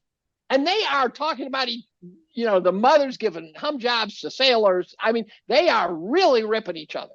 And I missed this. This is sad. This is a long time ago. And I said, I was on Twitter back then. I said, Jim, well, he blocked you though. I said, Jim, first day on Twitter, you're throwing shitballs at Roubini. This is a very strange medium. And Jim comes back and says, oh, Dave, so great to see you. I look forward to all your great wisdom, blah, blah, blah, blah, blah. And I'm going, why did he just blow me? What was that about? I didn't understand that he was saying, follow this guy. Right. I didn't even understand the dynamics of Twitter. And all of a sudden I had 100 followers. I go, okay, where'd they come from? Right. Now, I was a natural for Twitter because I used to go to a bear market chat board back in the late 90s, run by Doug Nolan. You know Doug? Oh, you should interview Doug.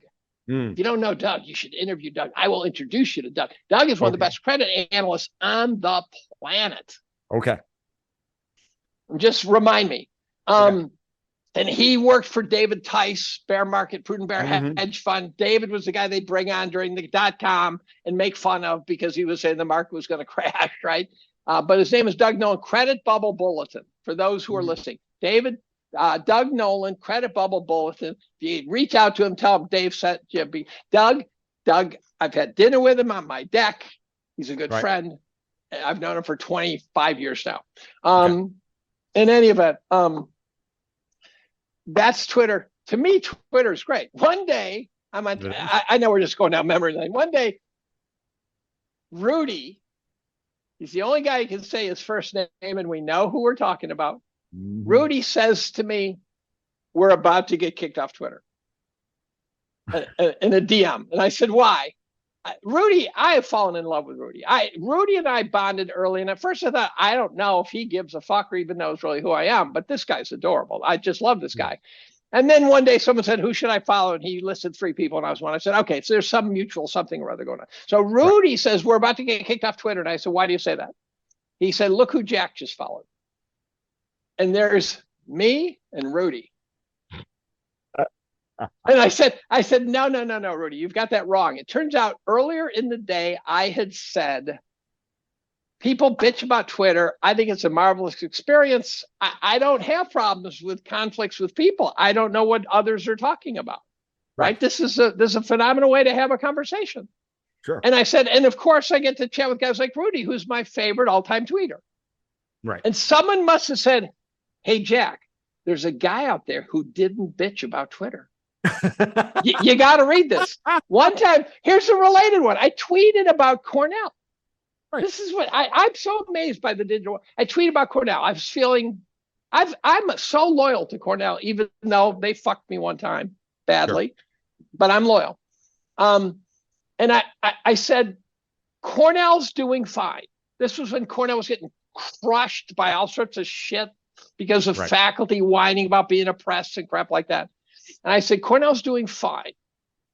Pollock, who's the president, is okay. That was St. Praise. She's now resigned. I know why. It's a dark story.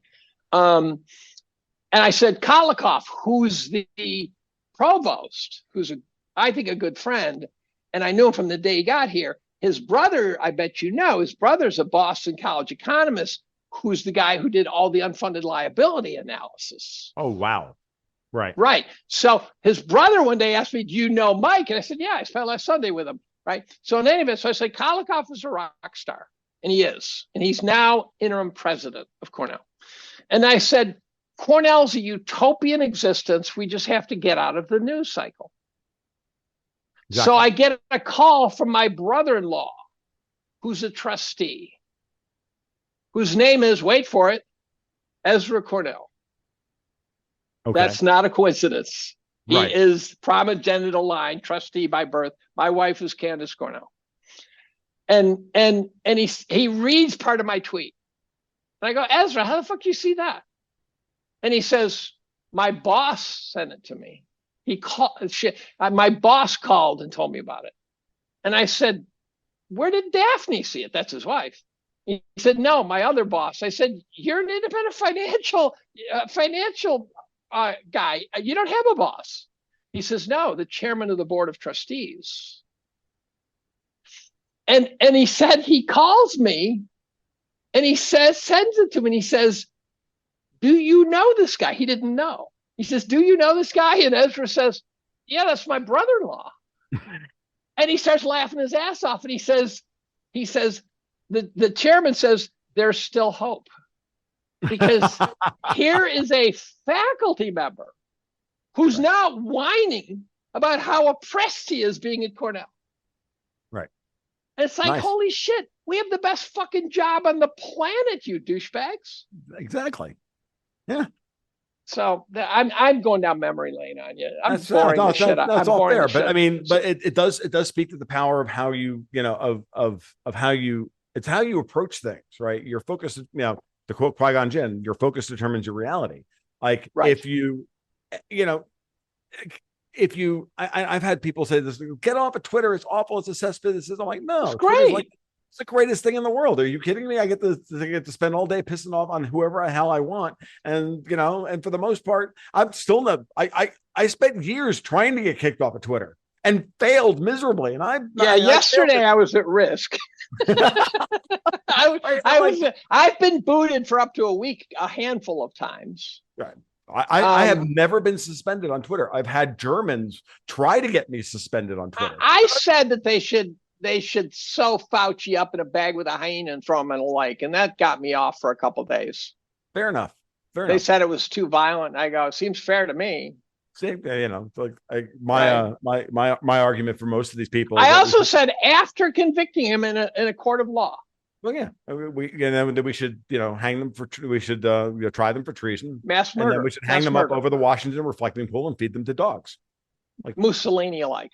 Yeah, why not? I mean, and then I usually follow that up with, but I like dogs too much to feed Hillary Clinton to any dog that I could ever, because most dogs are better than most people that I know, and therefore I wouldn't want to subject them to eating the bile that is Hillary Clinton, the bile shitbag that is Hillary Clinton. She is really, by the way, Anthony Weiner's laptop has got Hillary Clinton shit on it. That if it's true, so this dark world I've dug into, right? The shit that's claimed to be out there is truly unimaginable. It is so far past Epstein. Right. And I don't know if you've ever dug into this. So you got to get used to going to a website. I'm building two networks that are different than normal. So obviously there's the FinTwit network. There's the geopolitical network, right? And slowly but surely, and I'm not building them on purpose. They're just appearing. But there's a couple I'm kind of working. One is intelligence agents. One, and I go out of my way, and there's a couple of guys who I think are phenomenal. No one knows who they are. I know who they are. And then the other one is the pedophile network. There are guys out there on Twitter who are telling the story. Now, to understand the role of pedophilia in society, let me tell the reader, the listener who's saying, I have no idea how this is possible, where he's going. Here's what I'll tell you. Here's the fact that no one seems to dispute. No matter which international organization who tracks them, there is somewhere in the vicinity of 1 million kids a year getting trafficked. You can say 500,000, you can say 10 million. It doesn't matter. It is a big fucking number. Right. And then I say to people who hear this, I say, now tell me, where are they going? Don't tell me about some cartel who trafficked them. Don't tell me about some guy driving a van with free candy written on the side.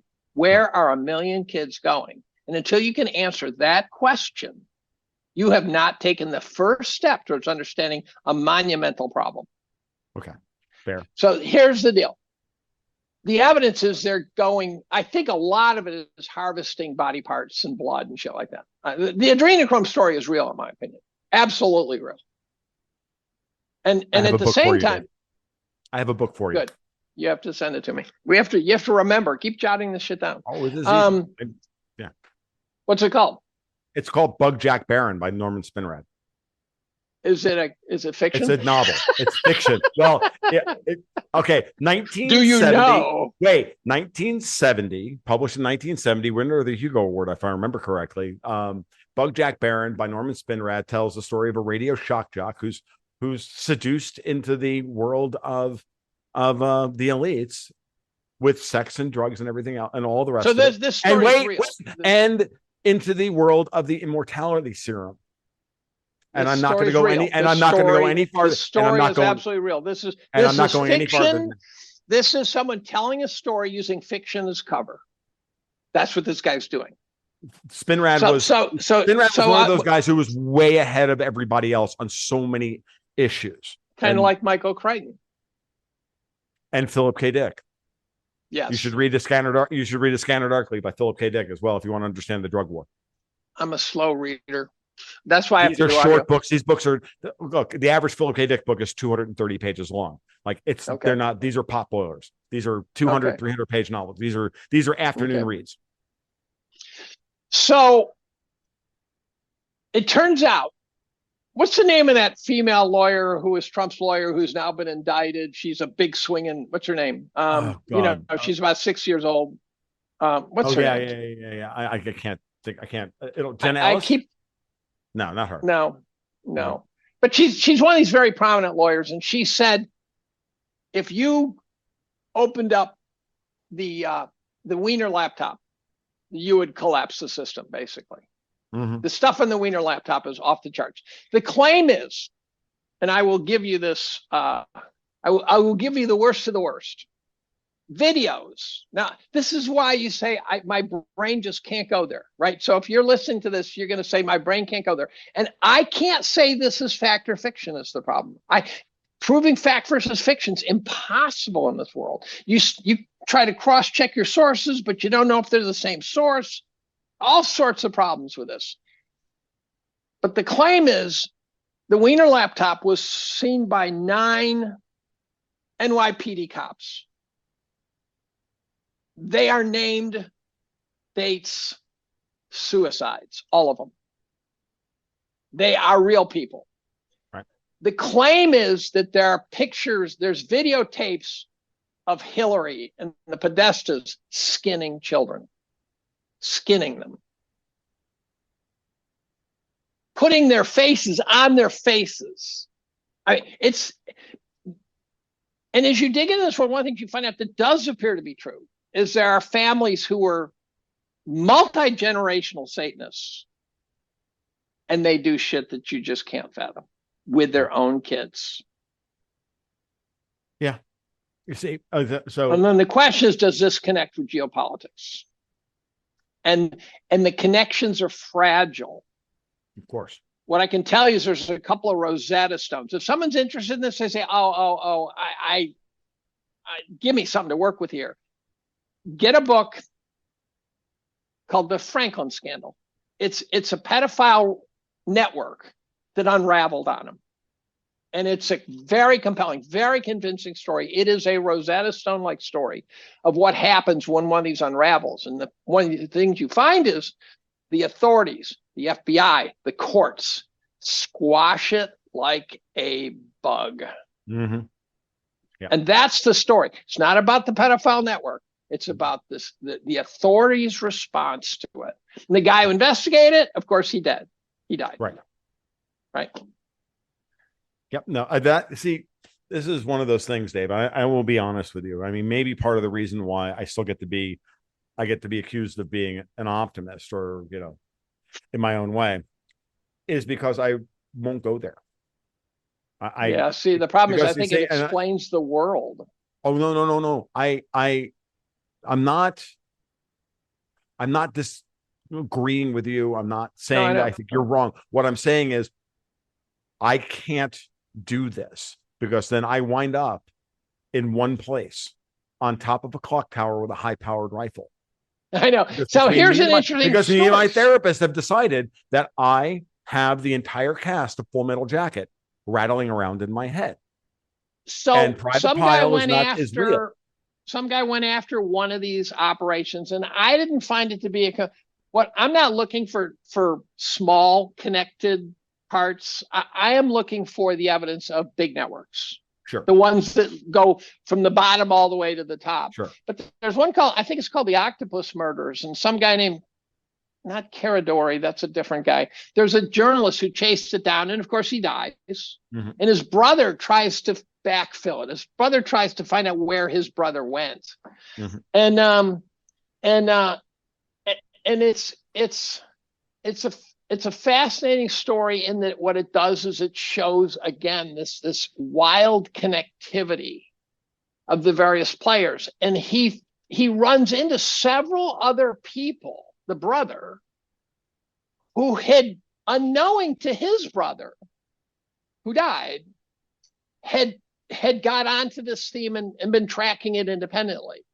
And this one woman says, I had to make the decision to stop. I just had to say, I'm now done. I can't do this anymore. And I don't know where my breakpoint is. I have a plan of writing up what I can.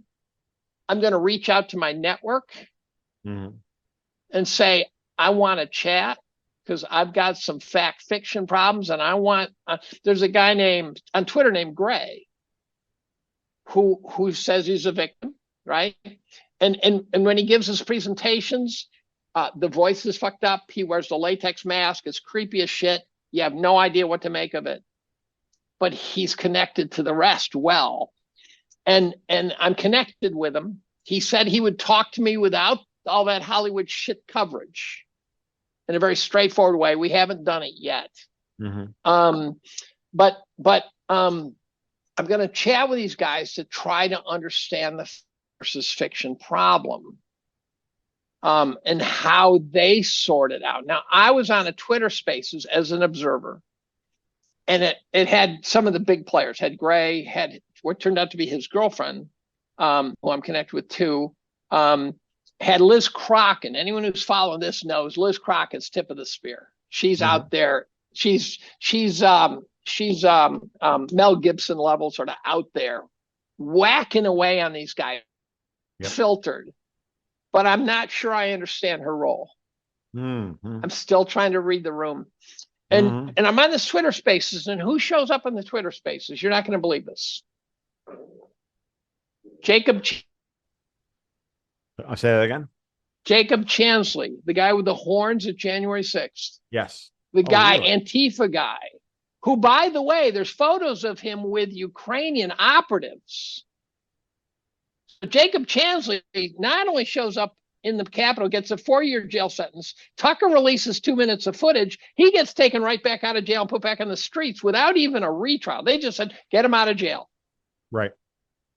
And then I've got photos of him with known Ukrainian operatives at January 6th. And then he shows up in a Twitter space on pedophilia networks. And he is walking the walk, talking the talk. He knows the world. Yep. And I'm going, how many pies does this guy have his fingers in? Yep. You know, it's the funny part about all this, and you brought up the fact versus fiction in all of this. And my default is that the information space is purposefully polluted. Totally. In order to, by the intelligence agencies, by everybody, by the interested parties, in order to make it impossible for anybody to truly separate fact from fiction, because that's the best way to hide and not just to hide the truth, but to discredit it, blah, blah, all the rest of it. Because it allows you to refute shit. Right. It's like strawman arguments get refuted easily. Right. That's right. The red herrings get dealt with easily. Right. Well, and moreover, it goes back to this idea that, you know, and we all have it. We all have a limit of what it is that we're willing to believe in or not believe in, and we are where we go. And it was like, you know, for me, for example, like I refuse to believe we didn't go to the moon, because I just believe that the having that question raised at this moment in time raises too many red flags. Period. Like, it sounds malice and disinformation to pollute the space, because it's all part of the same demoralization campaign. Here's what I'll tell you. I agree with you 100%. Right. And at the same time, if you look at that malinformation, it's interesting. Of course. And then some guy sends me an email and says, look, if you give me the time, I swear I will be able to convince you the world's flat. I know. So I said to him, I emailed back, I said, look, I don't want to have this conversation for two reasons. One is because I think you would be wasting my time. On the very, very, very, very, very off chance you convince me, you will ruin my life. Bingo. So there's things I do not want to know. If I become convinced this turtle's all the way down, I'm a mess. Yeah, no, exactly. And there comes a point where I'm like, you know what? I don't need to have my world rock that far. I don't need to take, like, because I think there are certain, you know, blue pills or red pills or whatever color pill you want, black pill, that they dangle in front of you to, you know, entice you into madness and solipsism. Like this is the thing. And again, I bring this up all the time, and I remember it's because here's the game, Dave. When I was up in Lloydminster, Alberta recently, speaking with Sean Newman, the event that Sean Newman put on, and I said, here we are. Sean Newman's the ex-CIA guy? No, he's just a podcaster from Edmonton. Is he the guy with glasses? I know. Sean is a very normal Western Canadian boy who just is now on a mission to do good work, right?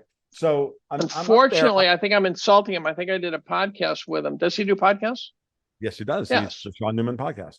So, you know, when I sat there, I'm about to do another one with him. I think next week. Good, because I think I put Sean onto you and Sean together because he asked me that would not who should I interview, and I went Dave Collum. Who else? And so, but when I was up there on stage, you know, we were talking about like here we are gathered 3 hours east of the end of the world to talk about the end of the world, right? And now I have Sean Ryan, but I think I also have Sean Newman somewhere. Yep. Okay. So, and I said, you know, when you start to get into this mindset of where you are in all of this, you have a choice in front of you between madness and grace. You know, do you choose in all of this information space that you have been inundated with and all of the gaslighting and everything else? Go back to The Wasteland, T.S. Eliot, which is what I invoked, and Philip K. Dick and all of them. They all did the same thing. They all asked the same question. Normal men, given extraordinary circumstances and extraordinary knowledge, what do you do?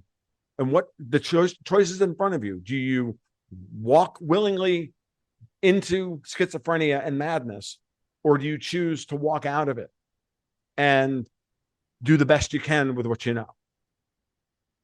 And that's where I am in all of and a lot of these things. I don't discount that there's, you know, the Glenn Greenwald was asked about 9/11. Right.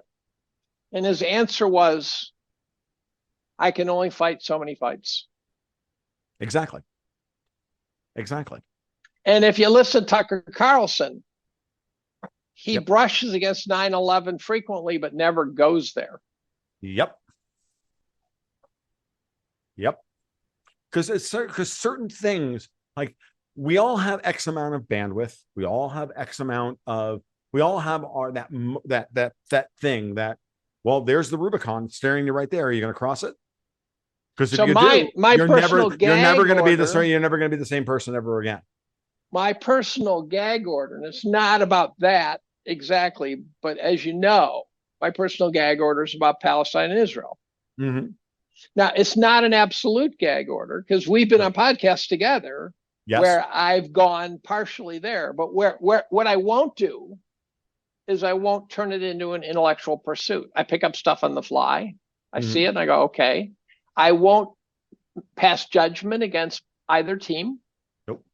I will refrain in general from passing judgment about people in this country arguing about it, but I think it's I will say it's extraordinarily dangerous Yep. that we're now in a situation where there's this huge pro-Palestinian contingent that seems to.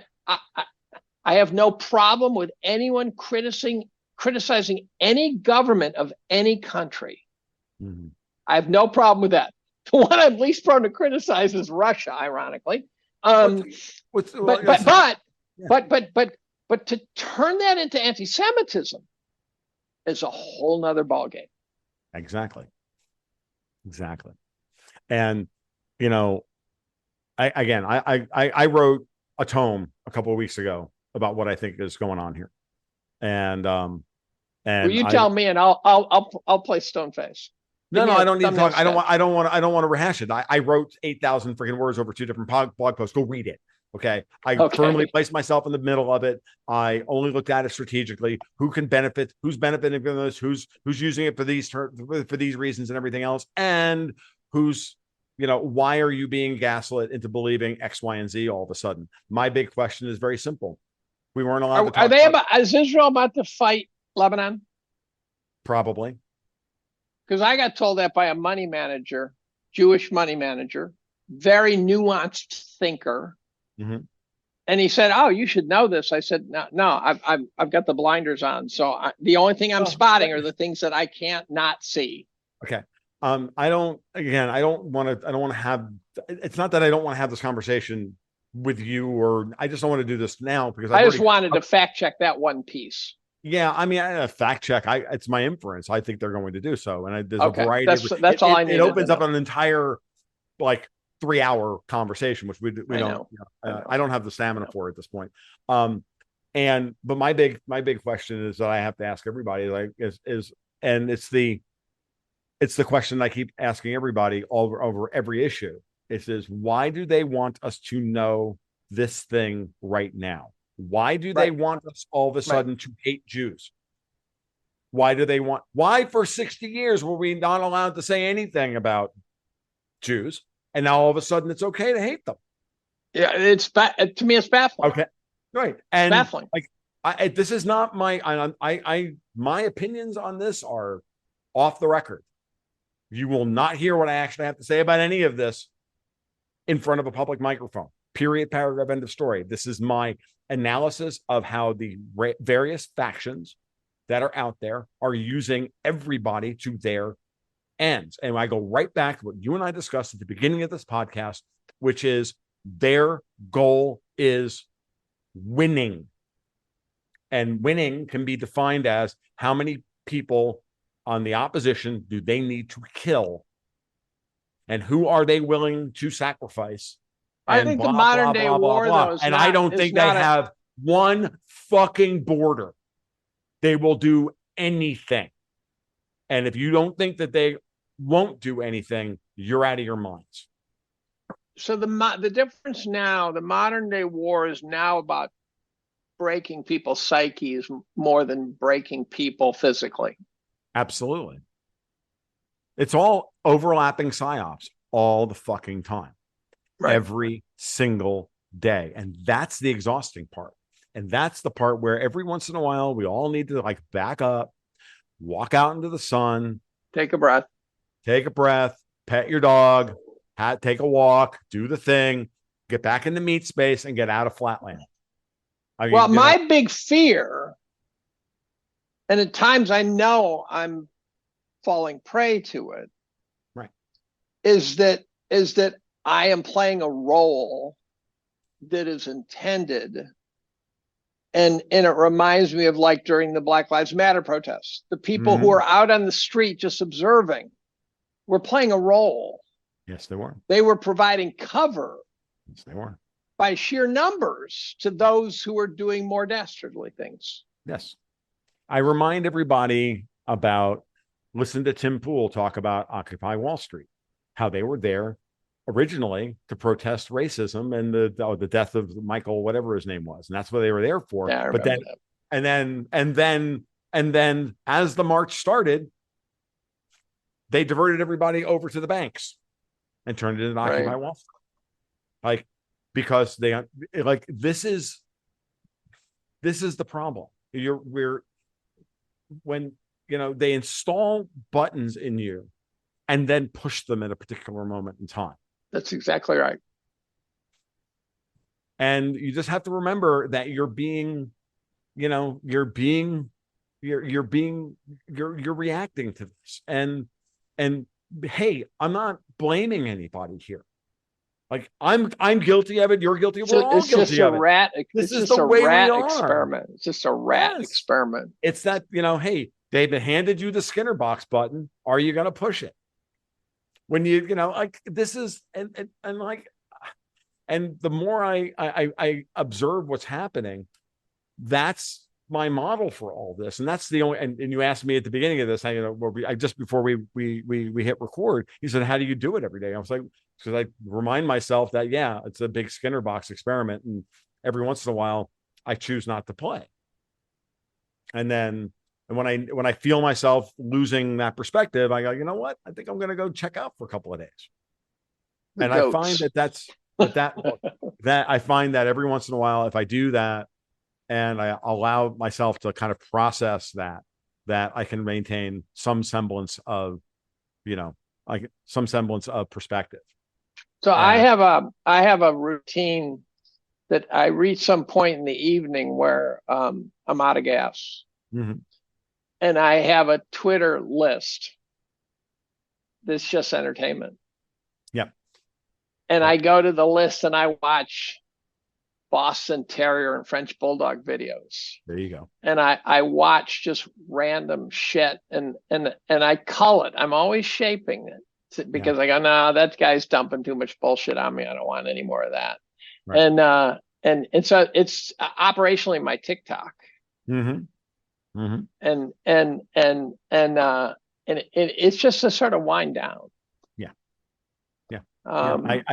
I go and bang on the drums for an hour. I watch stupid Star Wars videos on YouTube. I actually, what I do? I watch like stuff about, I watch drum videos on YouTube. Like, there's a lesson there's an exercise I can work on. I really need to work on my 6-stroke rolls, or I need to do this, or I need to do that. I get out of all of this stuff and I get into, something that brings me joy.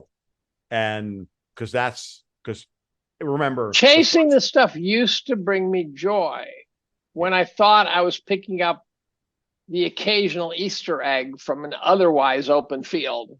And now I feel like I'm sitting in a big pile of Easter eggs, and it's like hunting for them is no longer that much fun. I sure as hell don't like chasing down shit that everyone else is chasing down too. Right. What I've found, for me, as the longer this goes on, what I find is that there's the responsibility of being the kind of the synthesizer of all the stuff that's out there, and taking all the stuff that's coming at me from my patrons and from my community and from the zeitgeist and everything, and going, oh no, by the way, how about this? And on a daily basis, people just bring stuff to me, and I just separate the wheat from the chaff as best I can. I don't respond to everything, and I move on to, and I pick out a few things that I can comment on with some degree of intelligence. And if I have an insight, I post it. If I don't, well, I don't. And then we spin theories amongst ourselves. But there are times when I'm like, look, my daughter's graduating from high school next week. I got news for you. A couple of days, I'm going to be out of this world because my daughter's graduating high school and she deserves my attention.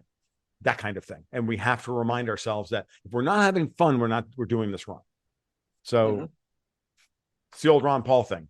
If you're not having fun, you're doing it wrong. So have fun, enjoy it, understand its importance, and maintain your perspective. Otherwise you will burn out. That's why I have 4 dogs. Exactly. I have 5.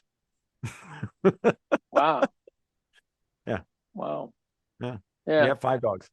Greenwald has 26. Yeah. I could house 26 dogs. I just don't want to feed them. Yeah. So. Well, and also it loses its meaning when you have 26. Yeah. No, you don't know them all individually. That's exactly right. That's exactly right. Quick financial thing. Sure. Projecting forward. We're approaching the precipice of this is now undeniably getting worse. I don't want to say crash because I don't think crashes do anything. No. They don't correct anything. To me, what corrects something is a multi-year, if not multi-decade malaise. The question is, are we getting to the point where it will become undeniable? I think we're there, actually. Well, But right now, the denial is still very real.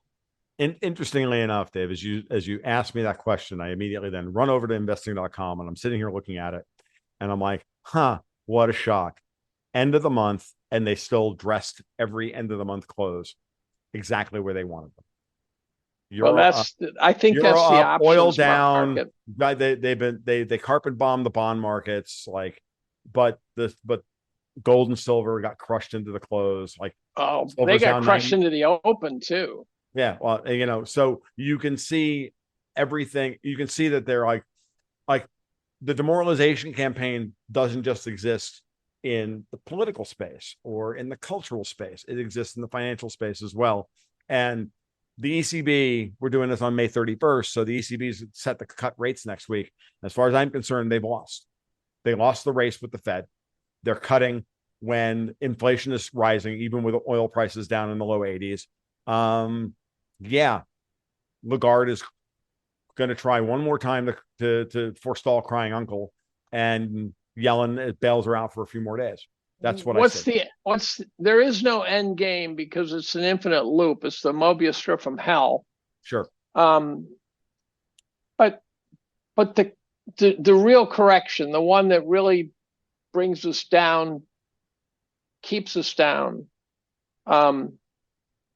deflationary or inflationary? Do we have a real serious Nikkei-like maybe price correction in your opinion? I mean, I have strong opinions on all this shit, but I know or do we have a nominal nothingness with a horrible underlying inflation making us really wish we had a nominal somethingness?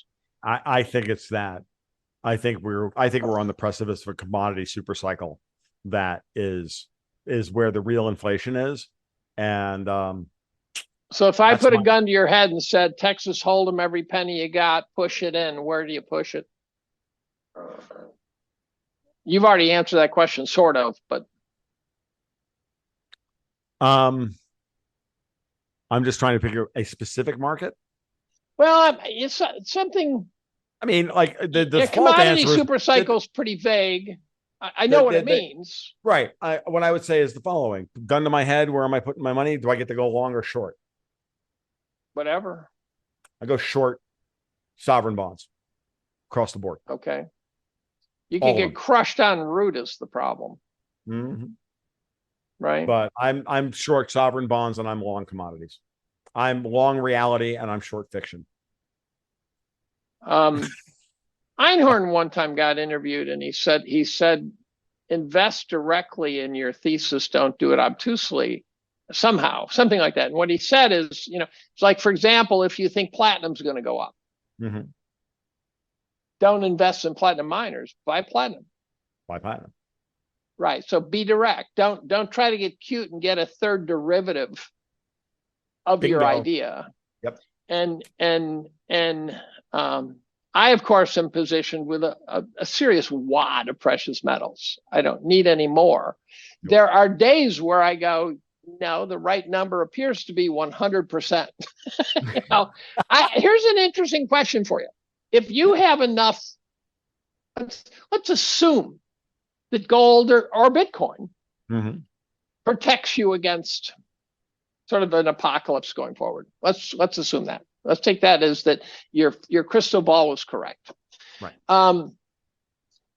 If you obviously are 100% in gold and Bitcoin or whatever commodity you think is in, you will actually end up quite wealthy because you played it perfectly. What percentage of a portfolio do you think needs to be that sort of defensive thing for you to end up essentially breaking even? Not being hurt, not trying to get rich, just not, right? You get the idea. So people always say, well, why don't you own 1% Bitcoin? I go, what good would that do? It's not going to do anything, right? And at the same time, if you say go 100% Bitcoin, you go, you're playing Russian roulette now. Exactly. Right. So you got to play those off against each other. But for example, if you have 20% gold, to total net worth 20% gold, and then we have a serious inflationary problem, are you the one-eyed man in the land of the blind who's actually doing well, or is 20% not enough, or is it plenty? What's your opinion on that sort of thing? I think that number is about correct, to be honest with you. So 20% in the insurance policy that pays. It's an insurance policy that pays in real terms, because and it can almost be anything if it happens to be correct. Yes. Then the question is, did you break it? Like if you were in Weimar, Germany, and you had gold, you didn't need a lot of gold. No, you didn't, to be able to buy buildings and stuff. Yeah. But we're talking about this as two Americans, and the idea that the US dollar will hyperinflate and nobody else's currencies will hyperinflate is ludicrous. It's nuts. Yeah, that's crazy. Complete nuts. If you believe that there's going to be a hyperinflation of the dollar, it's going to be everywhere. The currencies go to zero, and that they all do. Yeah. All of them, and the only thing you should hold on to are spam, canned sardines, bullets, a little bit of gold, some junk silver, and dog food. Right. Because you need to be able to. I do not want to watch my dog starve. Yeah, I keep plenty of dog food in the basement. Well, no, I have big dogs in order to keep everybody away. I have guardian dogs. Well, I have a couple of rat terriers too, but I need to stack a lot more dog food than you do, because they eat a lot more than Boston Terriers do. Right. I have a couple of mini rat terriers. I cannot prepare for the apocalypse. My brain says don't do it. That's a risk reward battle, in which I say no, I'm too old. I'm just gonna go to the fucking light, call it a day. Fair enough. And I'm hedging against the apocalypse. See, I'm hedging against. There's layers of the onion. And I'm hedging the apocalypse by potentially changing my geographic location. Right. Now that would be hard for me to do because of my wife's health problems and stuff. So I just say no. So you have to survive events, and I think that you're insane if you have the resources and the space to not be able to feed yourself for 6 months. Yeah. Right. To me, it makes no sense, because to feed yourself for 6 months, I'm not talking about high nutrition, health diet. I'm talking about a handful of 100 pounds of rice. You're talking about 1,500 calories a day for a year. Yeah, that's right. And you might get scurvy, but you're going to be okay. And I live on a lake, so I have water. I look around the property and I go, Camille's put in a variety of fruit trees, and there's some ground nuts, and there's some this, and there's deer, and we can, and like that's the way we've looked at it, and and if I change state wherever I go, I'm gonna make sure that the property has water on it, that I can put a pond on, and I can put. So the guns and ammo issue again, it's back to the same thing. If some guy shows up, I'd like to have a chance of dealing with him. I'd also like to be able to shoot the local wildlife and eat. Well, I'll tell you one thing. What people are underestimating is how quickly the local wildlife would be taken down to a no, right? Agree. So people think, I'll just shoot deer. There's tons of those. They go, there will be tons of those for about a week.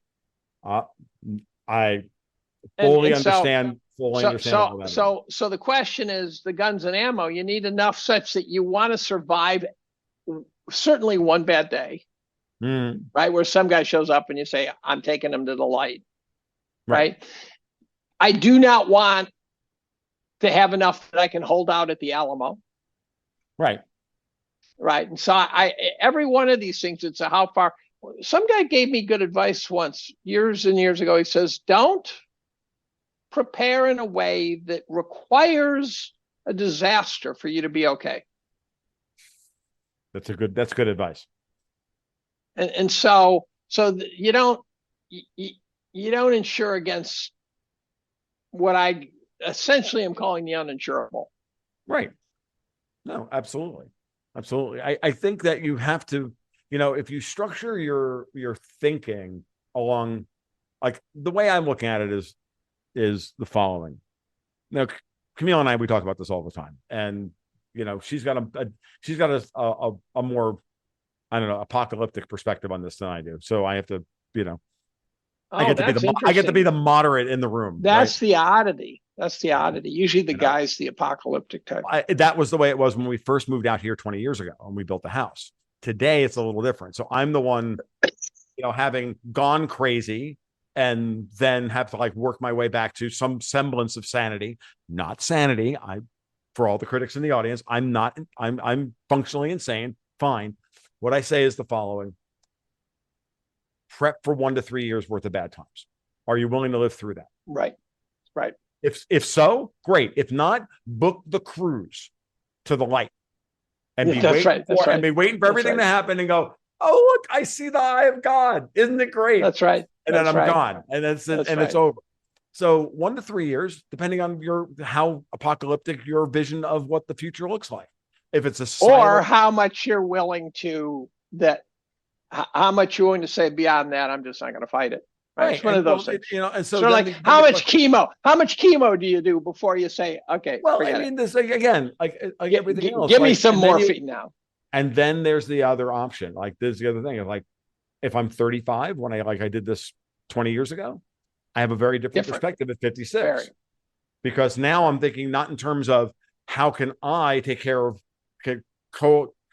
congregate my older family and take care of them if everything goes to shit. Now I'm going around, how can I leverage the younger people that I have in my tribe and my community that I brought around me to teach them to get through this, because I have all the skills. I have the skills, but not necessarily, you know, the energy or the capacity labor wise, the physical capacity to do it. I mean, I do, but it would take me a couple of months to get into reasonable amounts of shape. So then that's where my head is right now, which is, I need to have younger people around me. And so one of the messages, I'm back to Hanson's book, is that it can happen very fast. Yes, slowly and then all at once. That's right. That's right. And I don't know what probabilities I put on it now. What I do know is it feels that each year has gotten very non-linearly more risky. Yes. Yes. So it's not some methodical march. All of a sudden, it really feels like it's picking up speed. Sure. And I by the way, looked at turkey, sliced turkey at the store. I know it used to cost about $4.99 a pound. Because I used to look at the beef and say, well, that's $6.99. I'll go with the beef today. I'll go with the turkey. $14 a pound. For sliced turkey. For slice. All of the different varieties of sliced turkey were all $14 a pound. So it wasn't like I was getting sliced turkey that was raised in Argentina. I know you love Cornell, and I know you love Ithaca, but dude, I'm not paying $14 a pound for. Well, I tweeted it, and it turns out everyone concurred. That's where it is. Wow. I haven't looked at sliced turkey and the price, but next time you're in the store, go to the grocery store deli. I'm not talking some designer deli. I know what you're talking about. You know, I'm not talking organic turkey. I'm talking just the shit they slice off some loaf.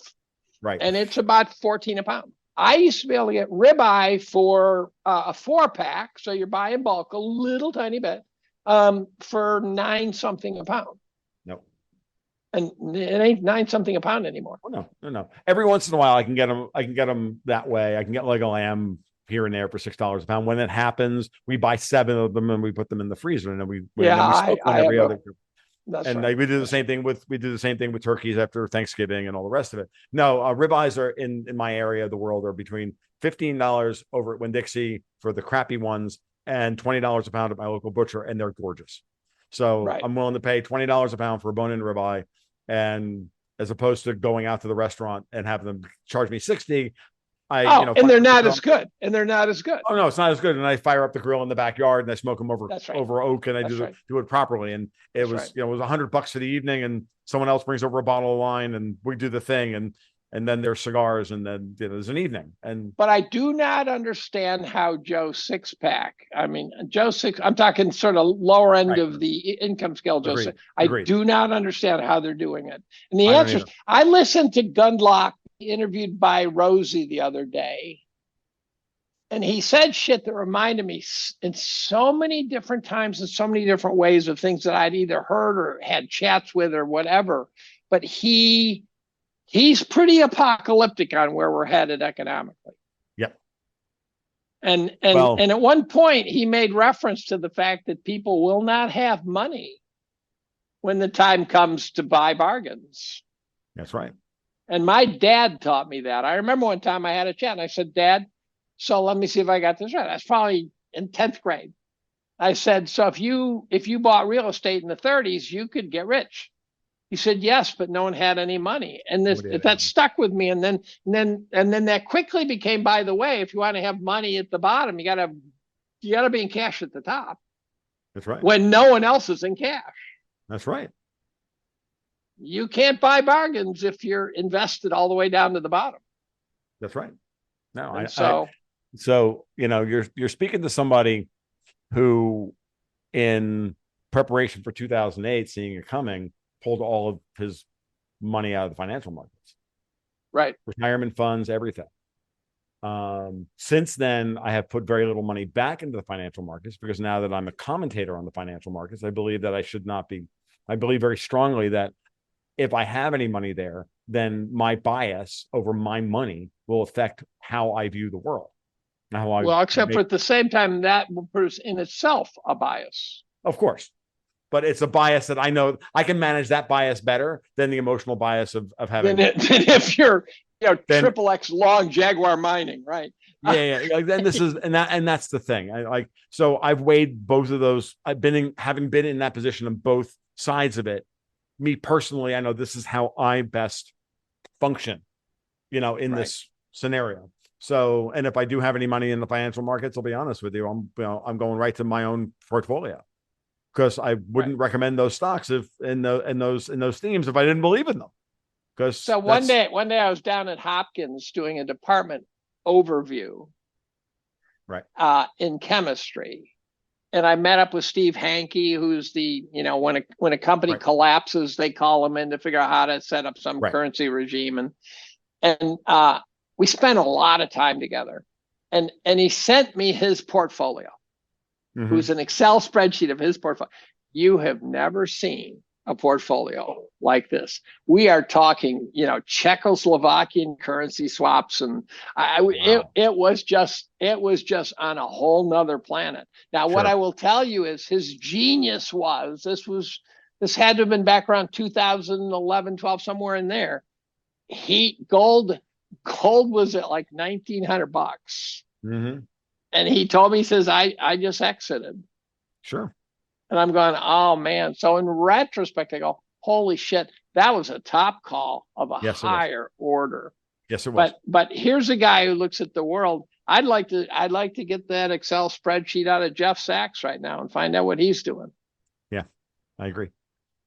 Yeah, so, no, I have a plan as far as I've made this abundantly clear. I'm not saying anything I haven't said before. Since I view silver, for example, as an industrial metal, when silver goes through the pop this time, I'm done. I'm out. It all goes. I get that. I actually get that. In fact, what could drag silver down a lot is if the whole EV alternative energy story collapses. Yeah, how about the story about NVIDIA is nothing but a big fucking scam, and it's the Enron of the chip industry. I saw that the other day, and I haven't had a chance to dig into that yet. But okay, so there's a guy on Twitter named Nobody, or his name, I don't know what his real name. I follow him. I can get it for you, but he analyzes NVIDIA. Right? Send me an email. Mm-hmm. There's this guy who analyzes NVIDIA, and it appears as though they're vendor financing, like the bandwidth guys did in 2000. Right. That's. I had a feeling that that's what they were doing. I had my as a matter of fact, like this morning, this came up in my private Slack server for my patrons, and they had a video posted of X and to watch this about NVIDIA, and I'm like, guys, I need the TLDR on this. I am way too busy today to watch this hour-long video. Could you please, give me the TLDR? And then you and I got into this podcast. I haven't had a chance to read it yet, and I'll bet you dollars to dog shit that it's literally that, because I've heard that about NVIDIA in the past. Well, he has a history of getting himself into screwy situations. So I posted a tweet. I have a tweet out there that showed a picture of Bill Huang, and this guy named, I think is Jensen Huang.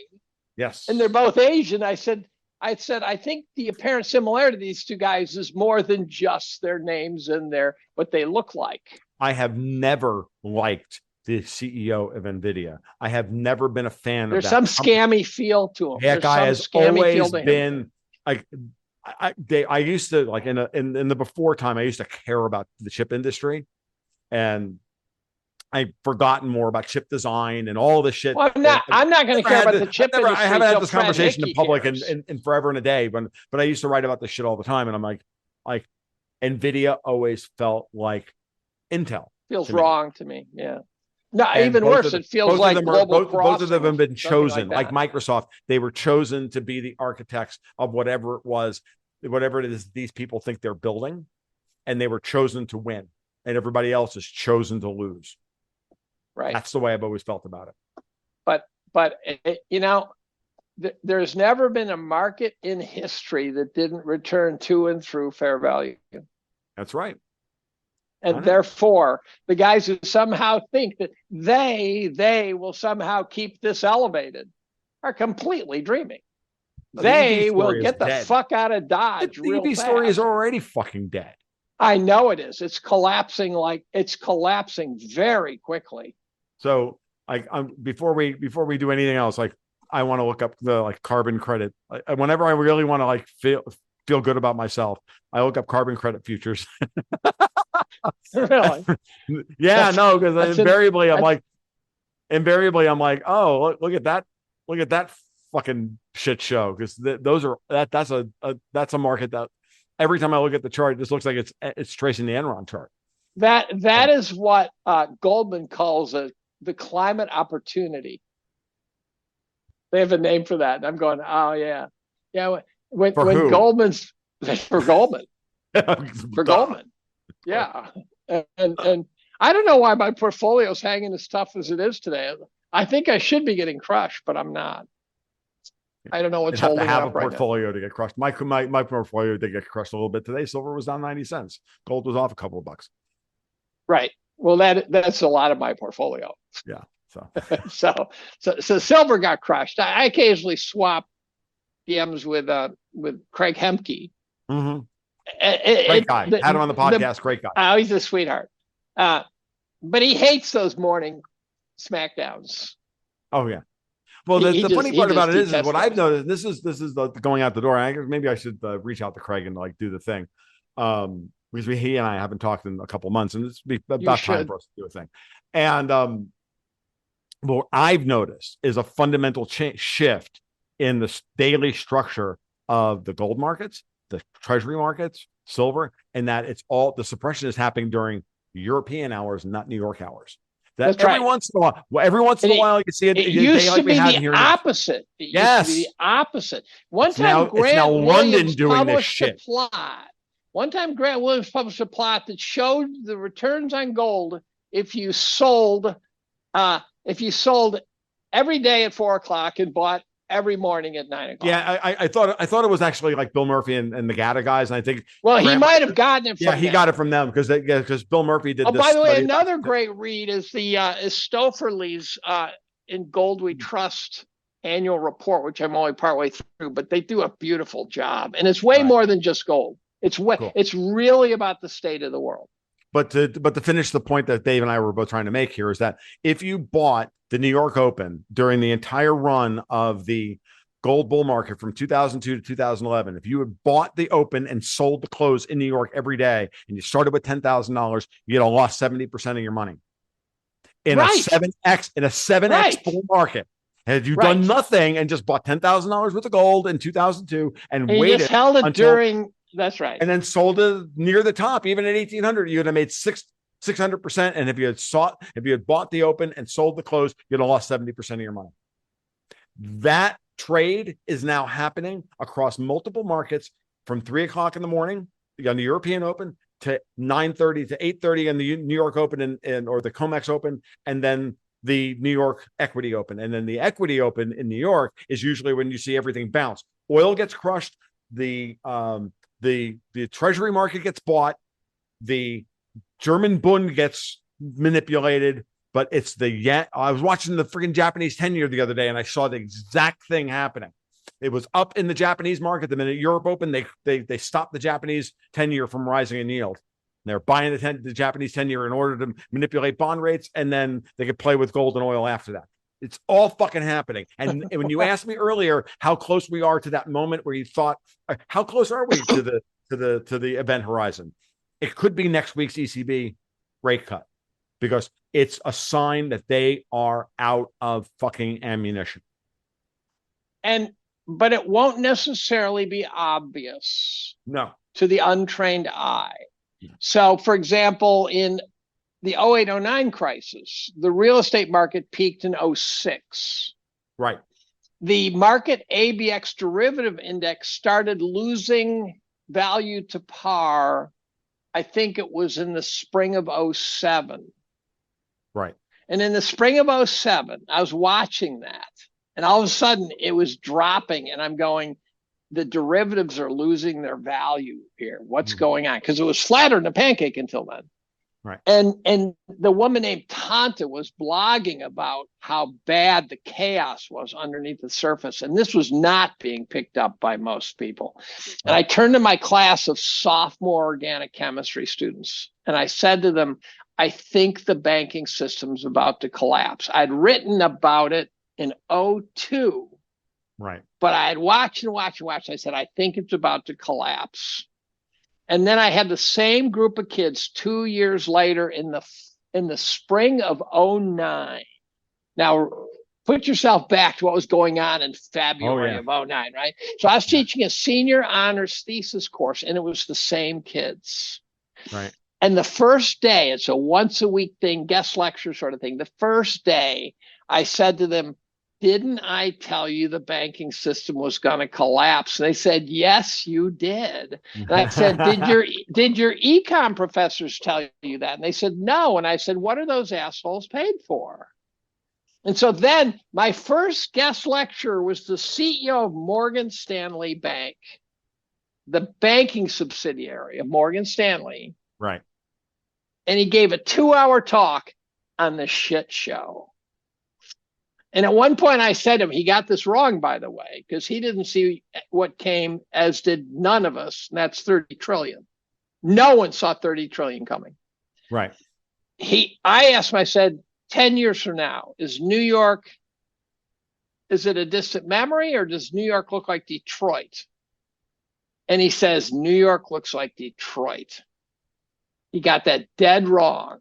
Yeah. He cut his teeth on mortgage-backed securities.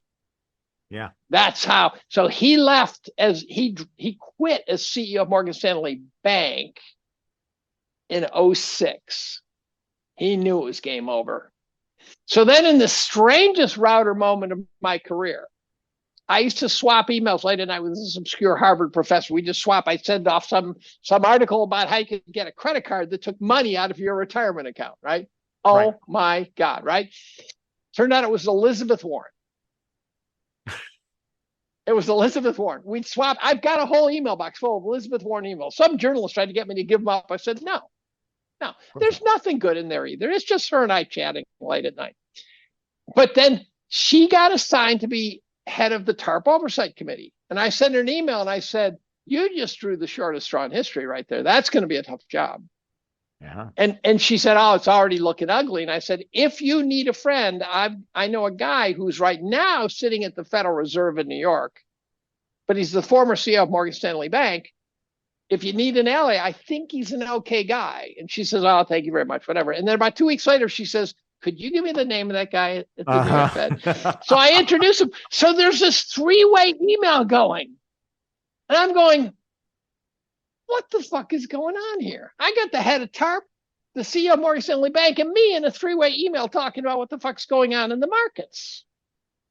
And it reminded me of another one that was just like it, where I had a 3-way between Stephen Roach and Larry Summers, talking about the up and coming reacceleration of inflation.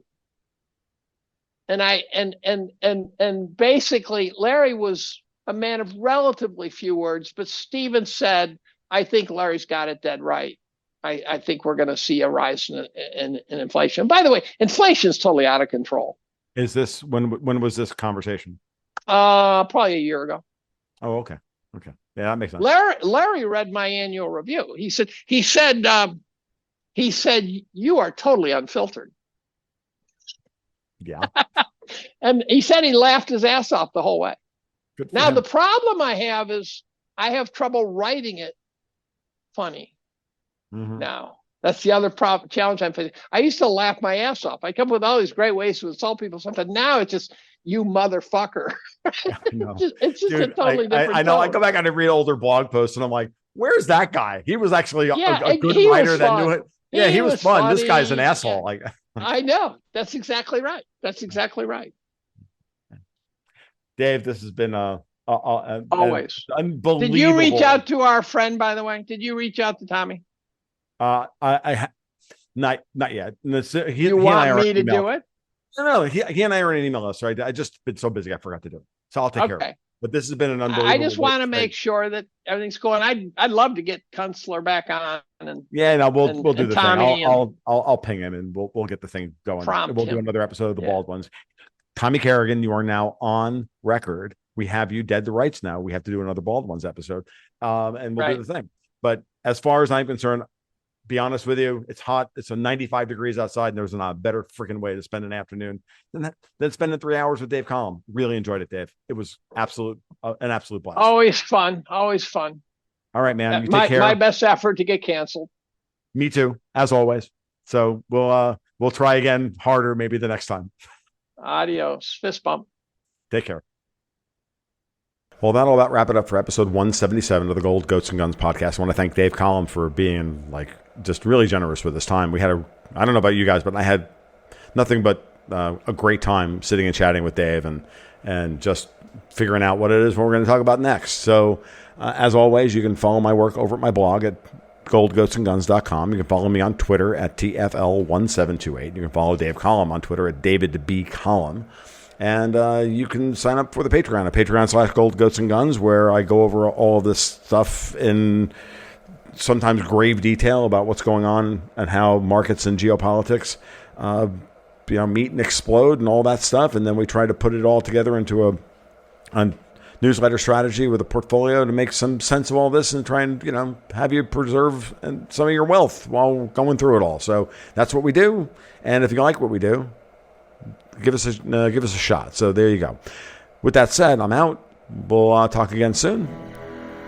Keep your stick on, guys.